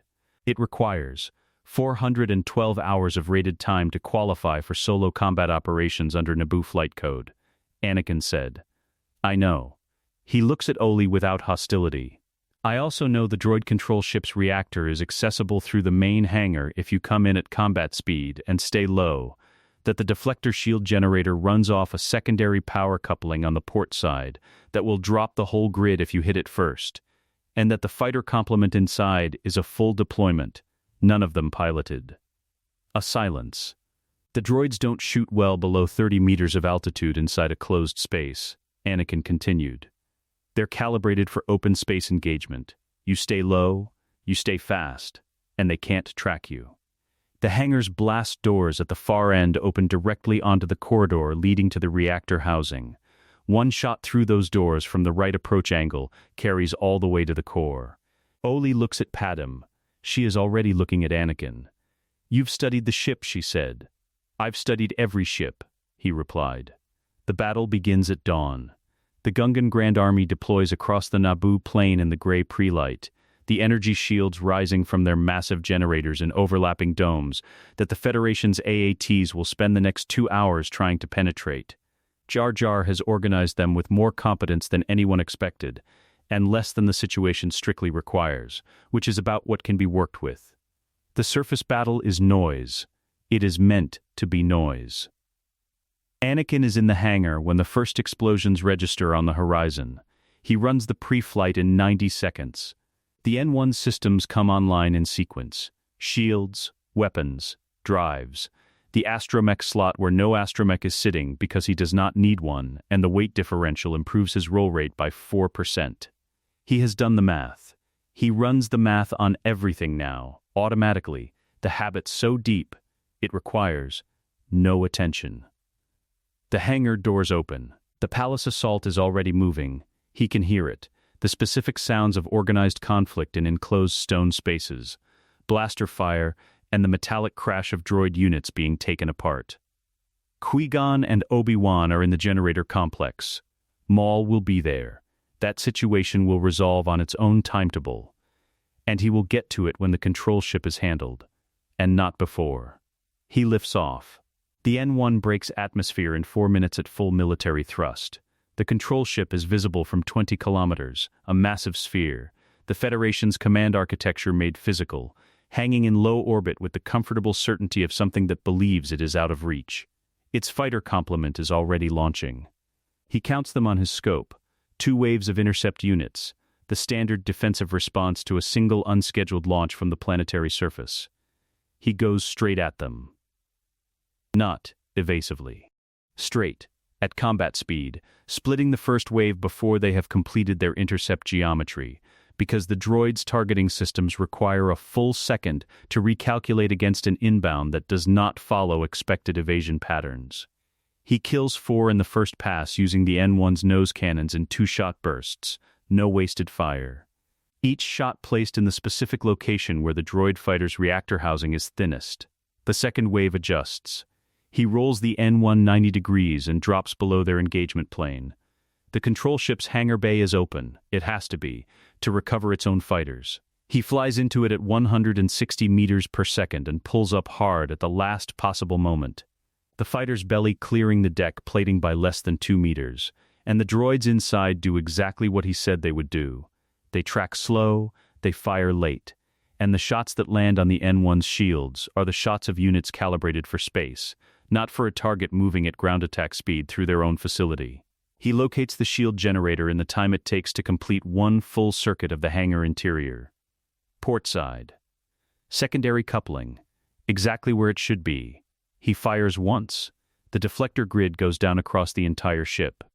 The hangar extends before him in a long straight run, the droid defensive positions scrambling to reacquire a target that has already passed them. The far end of the space, narrowing to the pair of blast doors that stand between the hangar and the corridor beyond. The doors are open. They have to be open, the hangar's operational cycle requires it, the same engineering logic that left the fighter bay accessible in the first place. Through them, the corridor runs straight and unobstructed for 40 meters before it opens into the reactor housing. He lines up. The shot requires precision rather than power. Not a sustained barrage, but a single clean pair of proton torpedoes, fired at the correct angle through the open blast doors, carrying the trajectory down the corridor and into the reactor housing at the end of it. He has calculated the angle 3 times in the last 4 seconds. The calculation does not change. Then he stops. 1 second. 2. He thinks of the clone army that does not yet exist, of the inhibitor chips that have not yet been implanted, of the separatist fleet that has not yet been commissioned, of a future that is still, at this moment, unwritten. Every catastrophe that grew from the seed Palpatine planted with this war, this moment, this manufactured crisis designed to put a Sith Lord in the Chancellor's chair. The reactor housing waits at the end of the corridor. He fires. The control ship's destruction is not loud from the planet's surface. It is a light, a brief, brilliant expansion above the cloud layer. There and then, gone. The debris field scattering into a high orbit that will take decades to fully degrade. In the palace, something happens that has not happened before. The droid army stops. Not retreats. Stops. Every unit simultaneously. Mid-motion, the command signal cut. The Federation's ground presence becoming 10,000 pieces of expensive inert hardware scattered across a Naboo meadow. The Gungan army does not need to be told what this means. The sound that rises from the plane carries through the palace's open gallery windows, a deep, rhythmic percussion that is not quite language and is entirely clear. Anakin lands the N1 in the palace hangar, powers down, and sits in the cockpit for a moment. He breathes. The victory is clean. The planet is intact. No one has died today who was not already committed to the dying. He climbs out. The hangar is warm with the residual heat of the N1's drives and the particular smell of a space that has recently been in use. Fuel and metal and the faint ozone tang of weapons systems recently fired. The yellow fighter sits in the afternoon light coming through the open hangar doors, and behind it, Naboo's sky is the specific shade of blue that means the occupation is over, and the planet does not yet know it. Rick Olai is standing at the hangar's edge with the expression of a man who has watched something happen that he does not have an immediate category for, and has decided that the most useful response is to say nothing until the category presents itself. Anakin walks past him without stopping. There is still the generator complex. There is still Maul. He starts walking. The generator complex announces itself through the floor. Not sound, or not only sound. The facility's power systems run deep beneath the palace, the fusion generators cycling at a frequency that transmits through stone and durasteel, and the soles of his boots as a low, continuous pressure. He has felt this before, in different facilities, on different planets, in a body that no longer exists. The sensation is the same. The facility does not care who walks through it. He moves fast through the corridor network. He does not run. Running in unfamiliar stone corridors produces noise that carries, and noise that carries changes what he finds at the end of the route. He moves at the fastest pace consistent with silence, the force extending ahead of him like a hand feeling in the dark. Reading the space before his body arrives in it, mapping the geometry through walls, locating the 3 presences he is looking for. Qui-Gon is ahead and below. His force signature is the deep, living current Anakin has come to read over the past week. Steady, open, the force moving through him rather than being directed by him. Obi-Wan is close to Qui-Gon, his signature sharper, more contained, the brightness of someone young and skilled, and currently afraid in the specific way that skilled people get afraid when the thing in front of them is outside their experience. The third presence is Maul. He has felt dark side signatures in quantities and configurations that would end most Jedi's careers. He has been a dark side signature, one of the two most powerful in the galaxy, for over 2 decades. Maul is not subtle. He is a weapon that has never learned to be anything else. The dark side in him burns like an open forge, hot and directional and utterly without complexity. Powerful, focused and, in the specific configuration Anakin is reading right now. Separated from Qui-Gon and Obi-Wan by the energy gate system, he finds the access corridor and descends. The laser gates are red in the low light of the catwalk level. He arrives at the top of the generator shaft and takes in the layout in one fast assessment.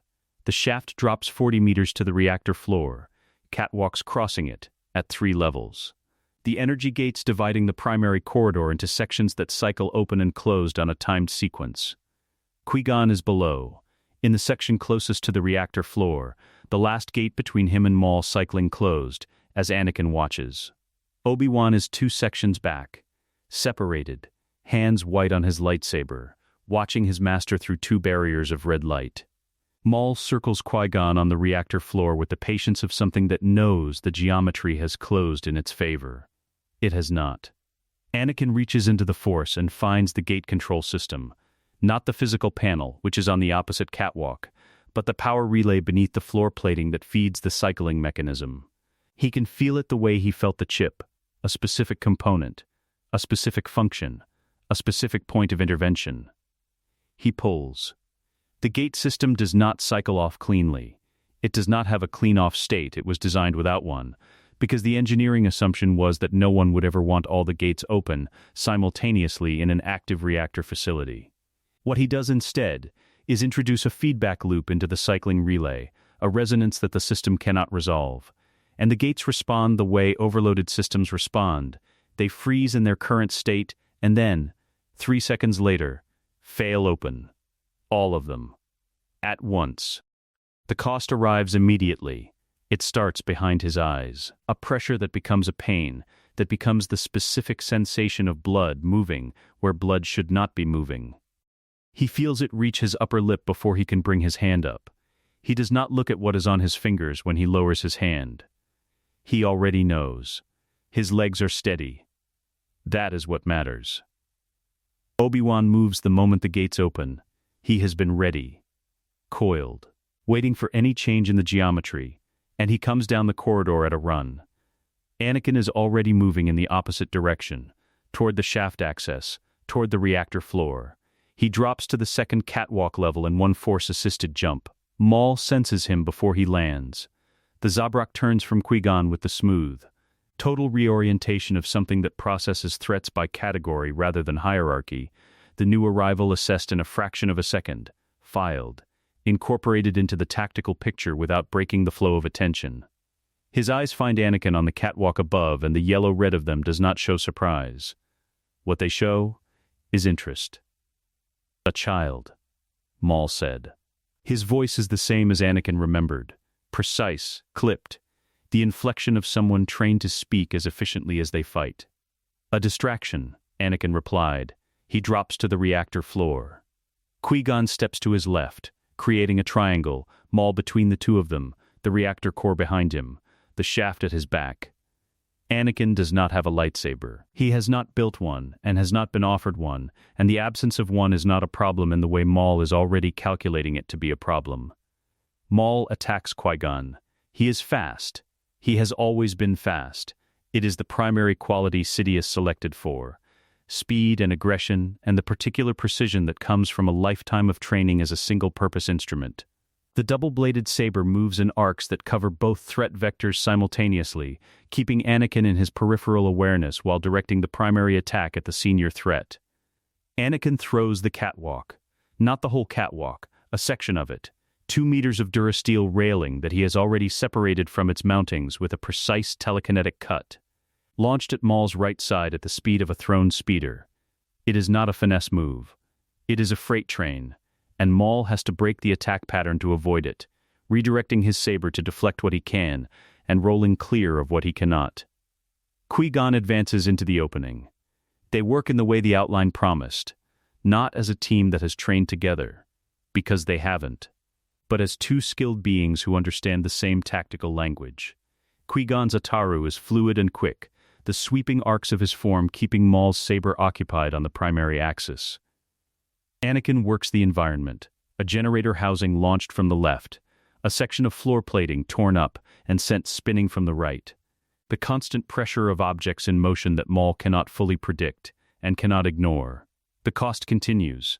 His head is a sustained pressure now, not the sharp spike of the initial gate pull, but a deep, grinding ache that sits behind his eyes and does not move. He can feel the physical limit of this body. 9 years of development, the neural architecture not built for this output. The specific complaint of a system being asked to run at a capacity it was not designed to reach for another decade at minimum. His hands are shaking. He keeps them moving, keeps the objects in motion, does not let the shaking become the reason something stops. Maul is not winning. He is also not losing. He is adapting. The initial assessment of child, no weapon. Secondary threat being revised in real time as the environmental assault continues, the recalibration visible in how his movement pattern changes, the way he begins to prioritize clearing space around himself rather than pressing the attack on Qui-Gon. That is the moment. When a fighter prioritizes space over attack, they have shifted from offense to management. Maul is managing, not fighting. Managing means he is reacting. And in the specific fraction of a second when he redirects his attention to a section of flying conduit coming from his left, Qui-Gon's blade takes his saber hand at the wrist. Clean. Precise. The double-bladed weapon drops and goes dark before it hits the floor. Maul does not scream. He makes a sound that is not a scream. Controlled. Sharp. The sound of someone trained past most pain responses hitting the limit of that training. He steps back. His remaining hand goes to the stump, and the force around him contracts, pulling inward, a fighter compressing into survival mode. Anakin extends his hand. The telekinetic hold is not subtle. He does not have the precision left for subtle. The headache has become the primary fact of his existence, and the tremor in his hands has reached his arms, and what he puts on Maul is the blunt, heavy restraint of someone applying everything left in the available reserve. Maul goes rigid. Suspended, his feet leave the floor by a centimeter. "Don't," Anakin said.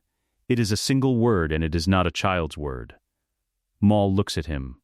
The yellow-red eyes assess the face and do not find what they are looking for.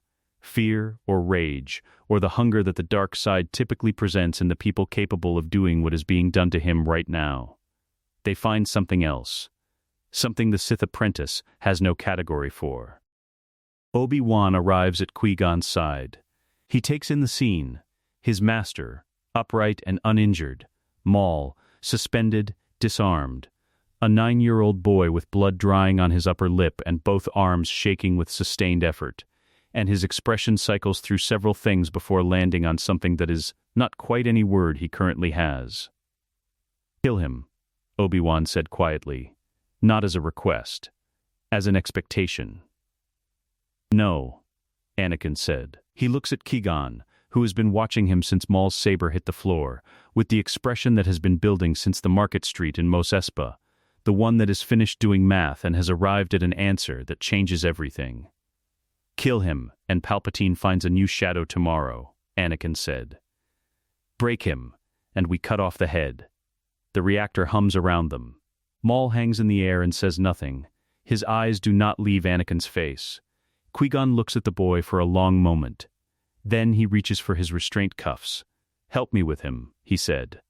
Anakin lowers Maul to the floor and holds the restraint field steady while Qui-Gon works. His arms continue shaking. He does not stop until the cuffs are sealed and Maul is secured and the field is no longer required. Then he lets go, and the tremor reaches his knees, and he sits down on the reactor floor because the floor is there, and his legs have made a decision without consulting him. Qui-Gon crouches in front of him. "Are you injured?" he asked. "No," Anakin said. Tired, the Jedi Master looks at him for a moment. At the blood, at the hands, at the expression on a face that is 9 years old and has not been 9 years old in any meaningful sense since the morning this all began. Yes, Qui-Gon said quietly. I imagine you are. Obi-Wan stands over Maul's prone form and does not say anything, which is how Anakin knows he is thinking very hard. The generator complex hums around them. Theed, above, is going quiet in the specific way cities go quiet when the thing they were afraid of has stopped. It is over. Almost. The interrogation chamber in the Jedi Temple is not designed for comfort. It is designed for clarity. A small room, clean lines, no ornamentation. The kind of space that strips away the social architecture people use to manage what they reveal. A single table. 2 chairs. Light from a source that has no visible fixture, diffuse and even, eliminating shadows. The temple's designers understood that shadows give people places to put things they don't want seen. And this room was built specifically to remove that option. Maul sits in one of the chairs. His wrist ends in a sealed medical cuff where the hand used to be. He has been treated. The Jedi do not let prisoners suffer from wounds when the wounds can be addressed, which is a courtesy that Maul has received without acknowledgement and without gratitude, the way a weapon receives maintenance. He sits with his spine straight and his remaining hand flat on the table and his eyes on the middle distance between himself and the door. He has not spoken since the reactor floor. Anakin sits across from him. The masters observing through the outer panel have been told he will conduct the first contact alone. Mace Windu expressed the specific quality of disagreement that Mace Windu expresses when he believes something is inadvisable but has run out of jurisdictional reasons to prevent it. Qui-Gon expressed nothing, which Anakin has come to understand means assent delivered through trust rather than enthusiasm. Obi-Wan is not in the building. He has been assigned to a different task, which is not accidental. He does not need an audience for this. He looks at Maul for a while. Maul does not look back. The force in the room is the force of 2 beings who have both touched the dark side, one who lives there, one who used to, and the specific resonance of that is something neither of them comments on. He told you that you were his greatest weapon, Anakin said. Maul's eyes move to his face. The shift is small, the weight behind it is not. He tells every apprentice that, Anakin continued. The phrasing is consistent. The sentiment is consistent. It has never once been true. The silence is the kind that has edges. You know nothing about what I was told, Maul said. I know exactly what you were told. He keeps his voice level. Not aggressive, not performatively calm, simply factual, the register of someone presenting information that doesn't require emotional support to be accurate. You were found as a child. You were shaped, from the earliest age you can remember, into a specific instrument. You were told that your power was exceptional, that your master's investment in you was proof of your worth, that the rule of 2 meant you were the chosen vessel for everything the Sith had built across 1,000 years. He pauses. And you believed it. Because you were a child, and it was all you were given. Maul's jaw tightens. A fraction. Visible only if you are watching for it. This is the break attempt, he said. I've been trained against it. I know, Anakin said. I know what you were trained against. Psychological pressure from a position of defeat. Appeals to your ego. Offers of alliance. Appeals to survival. He leans forward slightly. I'm not doing any of those. I'm telling you what is true, which is different. And you know the difference because you're not stupid, and you have never been stupid. Maul looks at him. You're a child, he said. You keep saying that, Anakin replied. I've noticed you say it specifically when something I've said or done doesn't fit your current model of the situation. It functions as a reset, a way of returning to a framework where nothing I do can be significant. He meets the yellow-red eyes. It stopped working at the reactor. A long silence. The light in the room doesn't change. The temperature doesn't change. Outside, in the temple's corridors, the ordinary sounds of a Jedi facility continue their quiet operations. In here, something is moving that is not air. He has another in mind, Anakin said. The groundwork is already laid. Someone disillusioned. Someone whose faith in the institutions around them has been breaking for years. Someone being shown a different door at the precise moment when they are most likely to walk through it. You have been the visible instrument, the weapon deployed in the open, while the true play was built somewhere you were never told about, in a configuration you were never briefed on, for a purpose that required you to be exactly as expendable as you have always suspected you were. Maul's eyes do not move from his face. The plan does not require your survival, Anakin said. It required your deployment. You were deployed. What happens to the instrument after it is used is not a concern the plan accounts for. He pauses. You already know this. You've known it for longer than you've admitted to yourself. The silence is different now. It has a quality that is not agreement and is not resistance. It is the quality of something that has been pressed against a truth it has been managing for a long time, and has found the management failing. Darth Sidious, Maul said. The name drops into the room like a stone into still water. His identity, Anakin said. Carefully, not pressing, offering the space. Maul looks at the table, at his remaining hand, flat on its surface, at the medical cuff, at the room that has no shadows and nowhere to put the things you don't want seen. Palpatine, he said. Senator, Naboo, the council chamber receives this information with the stillness of people for whom stillness is the trained response to significant shock. Mace Windu sits with his hands together and his face in the configuration that means he is running every implication simultaneously and has not yet finished. Yoda's eyes are closed. They have been closed since Anakin delivered the name, and the force around the ancient master is the deepest, most complex current in the room. Old grief moving through old certainty. The specific weight of a being who has spent 900 years building a picture of the galaxy and has just been shown that the picture has a fundamental error in it. Qui-Gon stands at the window. He does not look at Coruscant. He looks at the floor. A Sith Lord, Mace said. In the Senate. For how long? Long enough, Anakin said. To be in position for the chancellorship, to have constructed both sides of the coming conflict. The separatist movement is his. The war is his. The mechanism exists to give him emergency powers that the Senate will vote him willingly, and he will not return them. Mace looks at him sharply. The separatist movement doesn't exist yet. It will, Anakin said. The architecture is already in place. There is someone he has been cultivating, a man already disillusioned with the Jedi, already in his orbit, already being pointed toward a purpose that will cost the galaxy more than anything currently visible on its horizon. The contact has been made. The door has been shown. Maul can confirm the broad strokes. Sidious spoke of contingencies in terms general enough not to brief an instrument on specific details, but specific enough to confirm the direction.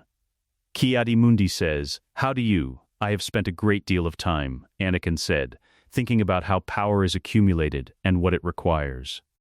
He holds the Syrian master's gaze. You don't need to know more than that right now. What you need to know is that the window for acting against Palpatine is today. Tomorrow he begins adjusting. He is already adjusting. He has been since our conversation in his office. Yoda's eyes open. They rest on Anakin with the expression he has worn in every room they have shared, the one that is still doing the oldest calculation, the one with the most variables. "Speak to this boy's foreknowledge." "I will not," Yoda said. "But wrong. He has not yet been." He looks at Mace. "Act, we must. With care, but with speed." "Arresting a senator," Mace said, "requires Maul's testimony," Anakin said, which is a direct witness account of a Sith Lord operating under the name Darth Sidious, directing the invasion of a sovereign system, ordering the assassination of 2 Jedi Masters. That is not a thin file. The silence in the chamber is the silence of people recalibrating. Outside, Coruscant continues. Inside, the oldest living Jedi Master in the galaxy opens his eyes fully and looks at the boy standing in the center of the circle, and what moves in his expression is not certainty. Yoda has lived long enough to be permanently suspicious of certainty, but something close to it. Something that has been building since a small room and a holographic projector, and a child who named every image before it appeared. Something that has the specific gravity of a decision being made. "Then we move," Yoda said simply. And they do. They go in the early evening, when the Senate building's administrative corridors are at their lowest traffic. 4 masters. Anakin behind them. Which is where Mace Windu placed him with the specific firmness of a man who has stopped arguing about the broader situation but intends to control the parameters he can still control. He does not object to the position. He has no standing to conduct the arrest, he has no lightsaber, no rank. He is here because Palpatine needs to see him in this configuration, in this room, on this night. That is important. He has not explained why to anyone. Palpatine's private office is on the building's upper tier. The aide outside the door is dismissed with the particular courtesy the Jedi use, when courtesy is a formality being observed for the record, rather than an expression of genuine social intention. The door opens. Palpatine is at his desk. He rises as they enter, the automatic social response, the warmth deployed at reflex, and in the half-second between rising and reading the room. His face performs welcome, then the room resolves for him. 4 masters. And behind them, a 9-year-old boy who met him in this building 4 days ago and did not walk through any of the doors he was offered. The mask holds. It holds for 4 full seconds, which is a remarkable achievement, which is the last remarkable achievement it will ever be asked to perform.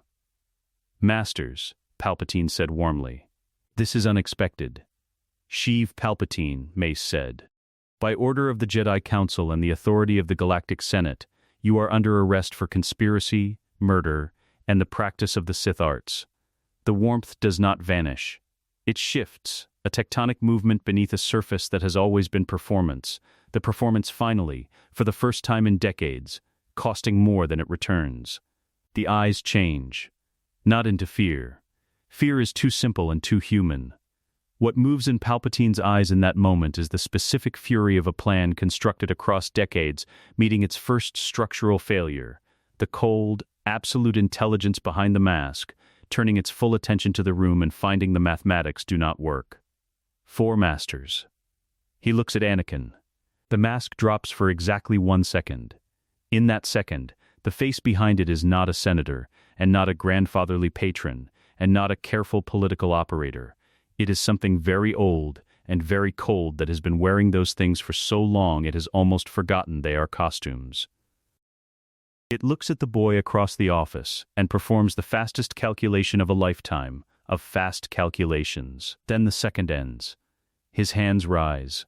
Open, deliberate, I see, Palpatine said. Mace crosses the room with the economy of someone who has been waiting his entire career for exactly this. The arrest is quiet. It is procedural. It takes less than 3 minutes. Anakin watches from the door. He watches the most dangerous being he has ever known submit to restraints, in a room that smells of wood polish and imported Naboo stone. In a building that still does not understand what was living inside it, and he does not feel triumph. Triumph is too light, too simple for the weight of this particular moment. He feels the specific, exhausted relief of a man who has spent 20 years in the dark, and has finally, in a body that is not his own, found the switch. Outside, Coruscant continues. It does not yet know what it has been saved from. That is fine. It does not need to know. It only needs to be safe. Palpatine's trial lasts 19 days. He does not confess. He would not confess if the proceedings ran 19 years. Confession requires a framework of guilt that the man behind the mask does not possess, has never possessed. The concept is foreign to him as mercy. What the trial produces instead is a record, Maul's testimony, methodical and precise, delivered in the flat register of someone who has decided that if the instrument is broken, it will at least be accurate. Intercepts from the Federation's own communication logs that Jedi investigators pull from Newt Gunray's files during the occupation's formal dissolution, and the financial architecture of the separatist movement's early funding, which Mace Windu's team traces backward through 6 layers of shell corporations, to accounts that resolve, finally, to Naboo. The Senate votes on the 19th day. The result is not close. Palpatine listens to it read from behind a containment barrier in the court's lower gallery, his hands folded in his lap. His face arranged in the expression of a man attending a performance he has not chosen. When the verdict is announced, he does not react. He has not reacted to anything since the office, since the 1 second, when the mask came down and the thing behind it looked at Anakin across the room and made its final calculation. He is remanded to a facility that does not have a publicly listed location, under guard that does not rotate on a publicly listed schedule. He does not escape. He does not escape because Anakin spends an afternoon with the security design team and makes 7 specific suggestions about force containment protocols that the team implements, without fully understanding why a 10-year-old's input is being solicited. He does not explain. The suggestions are implemented. The door closes. And somewhere in the deep architecture of the future, a war that was supposed to consume a generation quietly ceases to exist, not with ceremony, not with anyone knowing to mark it. It simply does not happen, the way a fire does not happen when the match is never struck, the way a wound does not happen when the blade is never drawn. The clone army remains unbuilt. The inhibitor chips remain uninvented. 100,000 soldiers who were going to be born into servitude are not born into servitude. The math of that is too large to hold in any single mind, so he does not try to hold it. He simply knows it. The way he knows the chip is disarmed, and the way he knows the gates opened, and the way he knows the sun will rise tomorrow over a galaxy that does not yet understand how close it came to the dark. He knows it, and he carries it quietly, and he does not tell anyone. Some weights are meant to be carried alone. This is one of them. 6 months later, Alderaan the Garden is on the estate's eastern side, where the morning light comes in low and long through the mountain gap, and the temperature stays cool until midday. It was chosen for that, for the coolness, for the quiet, for the distance from anything that makes demands. Shmi Skywalker sits in it with her hands around a cup of something warm, her face turned toward the light. She looks older than she did on Tatooine. Not in the way that hardship ages a person. That particular aging stopped the morning the papers were signed, and Watto's transmitter went into a bin. This is the other kind, the kind that is simply time, moving through a body that is no longer fighting it. She has earned this. She sits in it the way people sit in things they have waited a long time to deserve, with a stillness that is not numbness, but its precise opposite. Anakin sits beside her. He is 10 years old and has been a Jedi Padawan for 4 months, and his braid is still the awkward length of something newly begun. He does not look at his mother the way he used to look at her, with the specific grief of a man cataloging something he knew he was losing. He looks at her the way it is possible to look at people when they are safe, directly, without the weight of the future in it. "You're taller," she said. "Slightly," he agreed. "They're feeding you properly?" The temple cafeteria has opinions about nutrition. She smiles. The lines around it are the lines of a woman who has smiled before and intends to continue. They sit in the garden for a while without speaking, the mountain light moving across the stones, a bird doing something in the tree above them that requires considerable vocal investment. Alderaan sounds like this, full of things that are alive and unhurried. He has been here 3 times since she was settled, and each time the specific quality of the sound hits him like information. He takes it seriously. He intends to continue taking it seriously for a long time. "Are you happy?" she asked. Not as an assessment, as genuine curiosity. He thinks about it, not the quick answer. The deflection dressed as honesty that he has been giving to that question for 23 years, in various forms, in various configurations. He thinks about it properly, the way the question deserves. He thinks about the dark before dawn on Tatooine, about small hands trembling over a deactivated chip, about a woman squinting against the grit of a sandstorm on a market street, alive and 14 and entirely herself, about a Jedi Master who looked at him across a market and did not flinch from what he saw, about a reactor floor and the specific sensation of legs that have made a decision without consulting him, about a mask coming down in an office and the cold thing behind it performing its last calculation, about a garden on Alderaan where a woman who was supposed to die in a field is sitting in the morning light with her hands around a warm cup, unhurried, unafraid, alive. "Yes," he said, and meant it with a completeness that surprised him.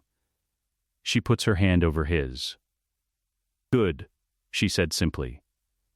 The bird in the tree above them continues its argument with the morning, and the light continues its slow work across the garden stones, and his mother's hand is warm over his, and none of it is a small thing. He has learned, finally, to treat none of it as a small thing. The knighting ceremony happens on a Tuesday. There is no grand architecture to it. No full council assembly. No formal address to the temple's assembled members. Qui-Gon asked for a smaller version, and Mace Windu agreed with the specific efficiency of a man who has been convinced to agree, without being asked to explain why he agreed. The chamber is one of the temple's secondary rooms, light from a high window cutting across the floor in a single clean bar. Qui-Gon holds the blade. Obi-Wan stands to the left.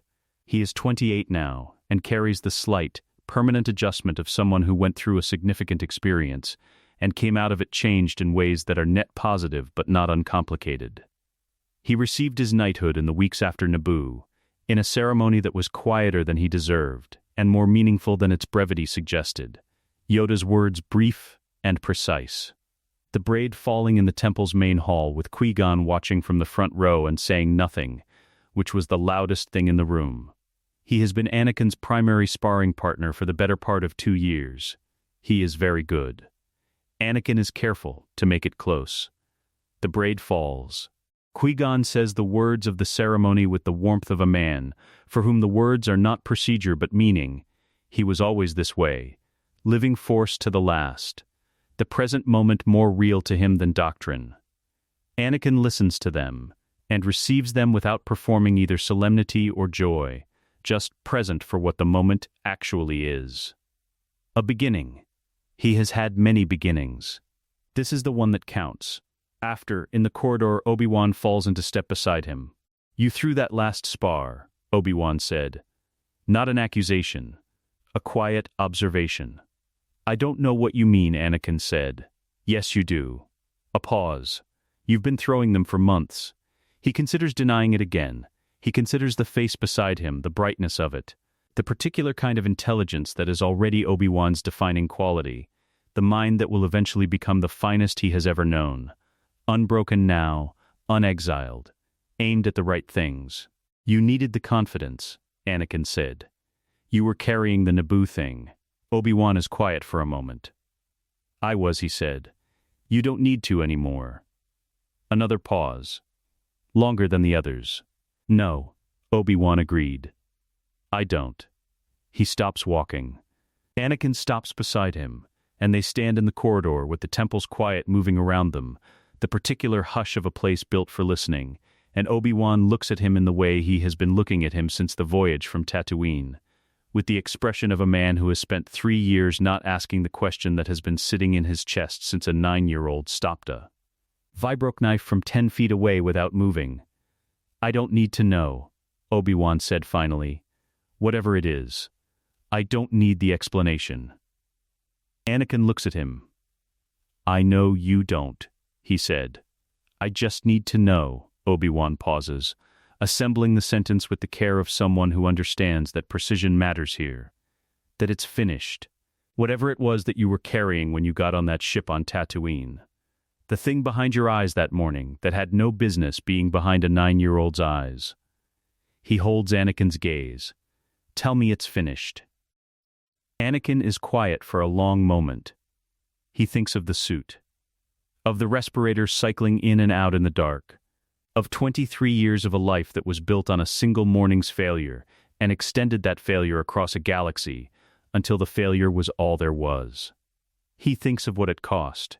He thinks of what it cost other people, the ones who had no choice in the cost, who simply paid it because he could not stop himself from spending what was not his to spend. He thinks of a garden on Alderaan. He thinks of a braid on a temple floor. He thinks of tonight, and Naboo, and a woman walking toward him across garden stones and lake country light. "It's finished," he said. Obi-Wan holds his gaze for one more moment. Then he exhales, a long, slow breath, the specific exhalation of someone releasing a weight they picked up 3 years ago and have been waiting for permission to set down. "Good," he said. They walk the rest of the corridor without speaking, which is the most comfortable silence Anakin has inhabited in any version of this life. The wedding is on Naboo, in the lake country, in the full light of a September afternoon. It is public. That is the first difference from the other version, the only version that existed until recently. The one that happened in secret on this same planet with no witnesses, and the specific weight of something that cannot bear its own existence in the open. This one is in the open. This one has Qui-Gon in the front row, and Obi-Wan beside him and Shmi in the garden seat that was reserved for her 3 months before the invitations went out. Padmé's 18. She stepped down from the queenship at the term's end, which was the law, and the relief of that was something she expressed privately and has not made a public statement about. She is wearing something simple by Naboo standards, which means it is extraordinary by anyone else's, the ivory catching the lake light in a way that makes the afternoon feel arranged for the purpose. She walks to him. He is 13 years old in a body and 47 years old in everything that matters, and the sight of her coming toward him across the garden stones is the specific answer to a question he has been carrying for 23 years, without allowing himself to call it a question. He has carried it across a desert planet before dawn. He has carried it through a sandstorm, and a market street, and a reactor floor, and an interrogation room, and a council chamber, and a Senate office where the most dangerous thing he has ever faced looked at him across a desk and found, for the first time in its long existence, that the mathematics did not work in its favor. He has carried it through all of it. And here it is, walking toward him across garden stones in the afternoon light of a planet that is alive and free, wearing ivory, squinting very slightly against the sun the way she squinted against the grit of a sandstorm in an alley in Mos Espa, when she was 14 years old and he was pretending to be 9. The officiant says the words. He says his. She says hers, and then she says something that is not the formal text, something that exists in the space the ceremony makes available for the personal.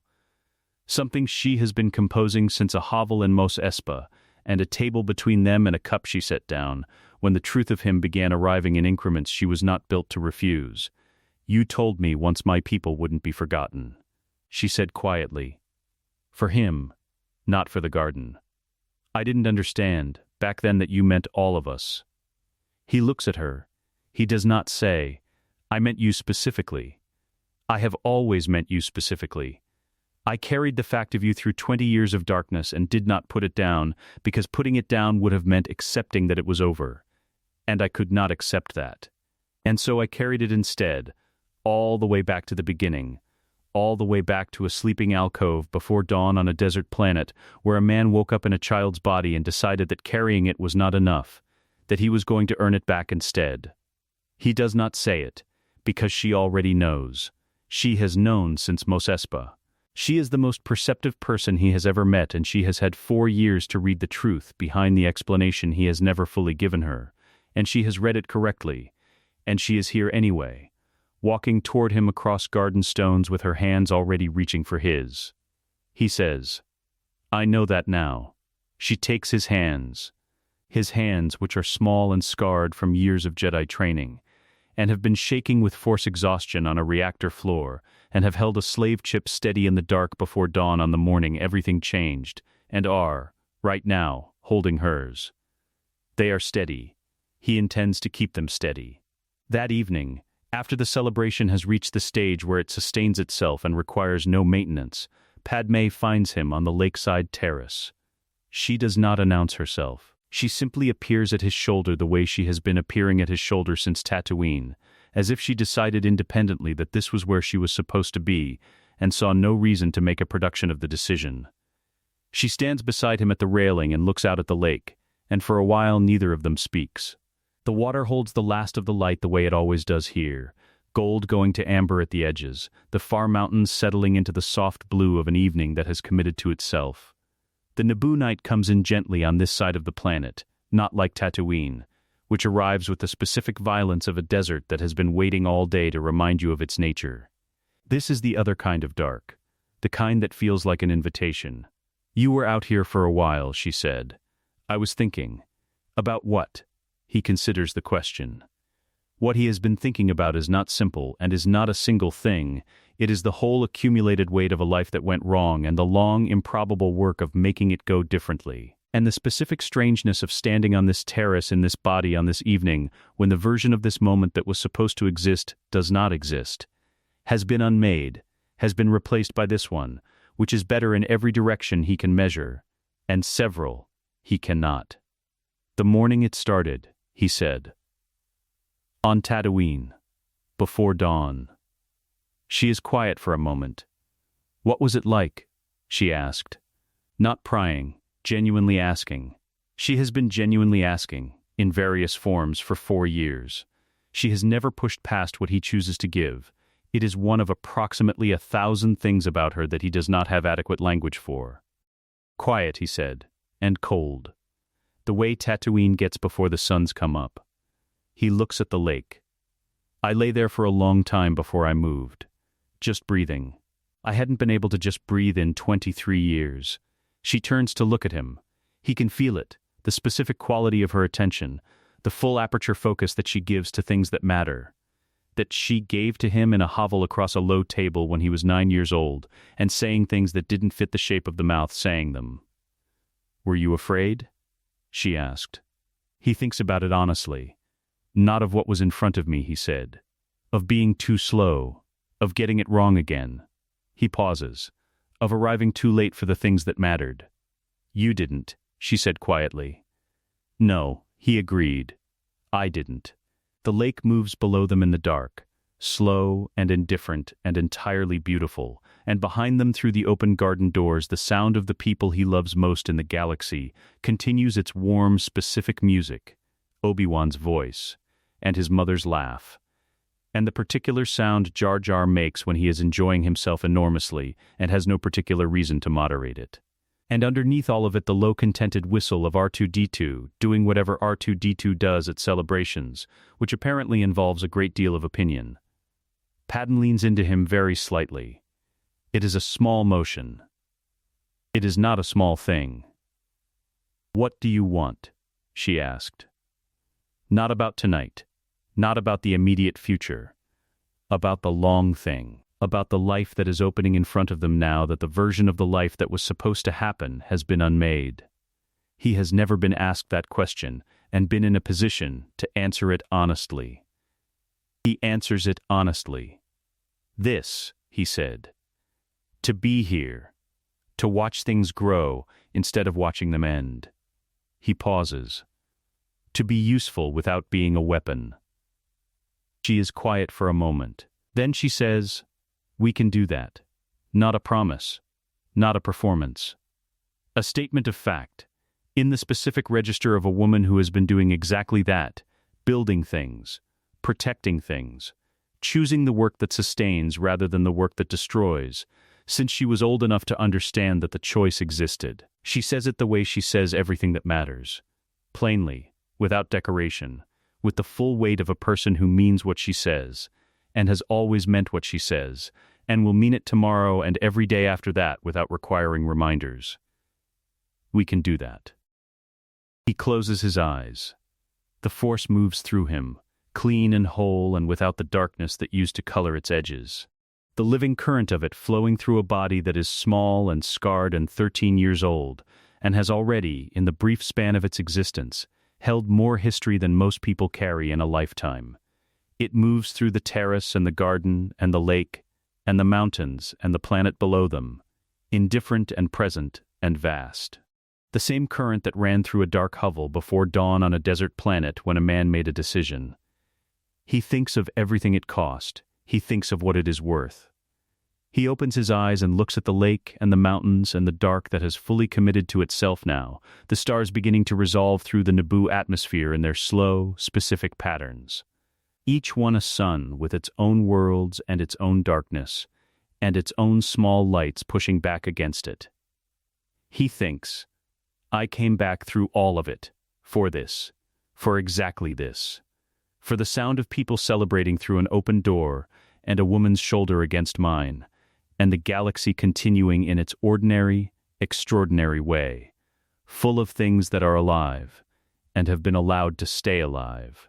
It is not a small thing.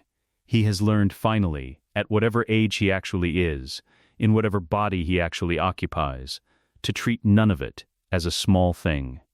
Every ordinary moment that was almost lost, every person who was almost not here, every morning that almost did not come, he will not waste them.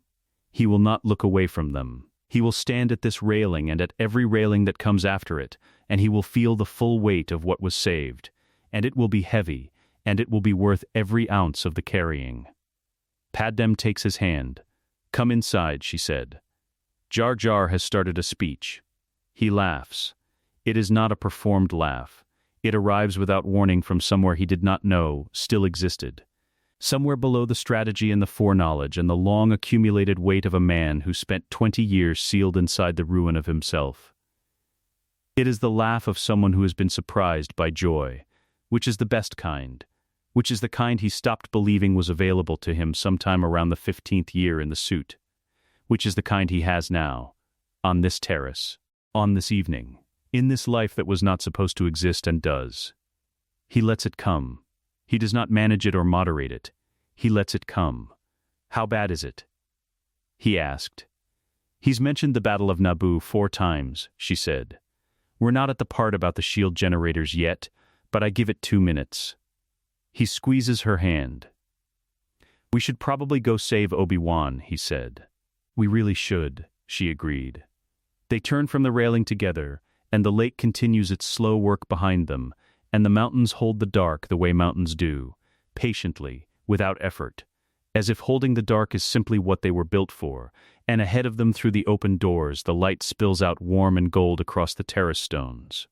The sound of everyone they love rising and falling in its natural rhythm, full of interruption and laughter and the specific beautiful noise of people who are alive and have decided to be in the same place at the same time and find no reason to be anywhere else. He walks through the door. The light receives him. The room receives him. The evening receives him without ceremony, the way all the best things do, not as a conclusion but as a continuation, not as an ending, but as the first moment of everything that comes after. The door wide open, the table full, the people he crossed 23 years of darkness to get back to standing in the warmth and the noise and the life of it, waiting for him to arrive. He has arrived. He is home. Let us know what you'd like to see next. The end.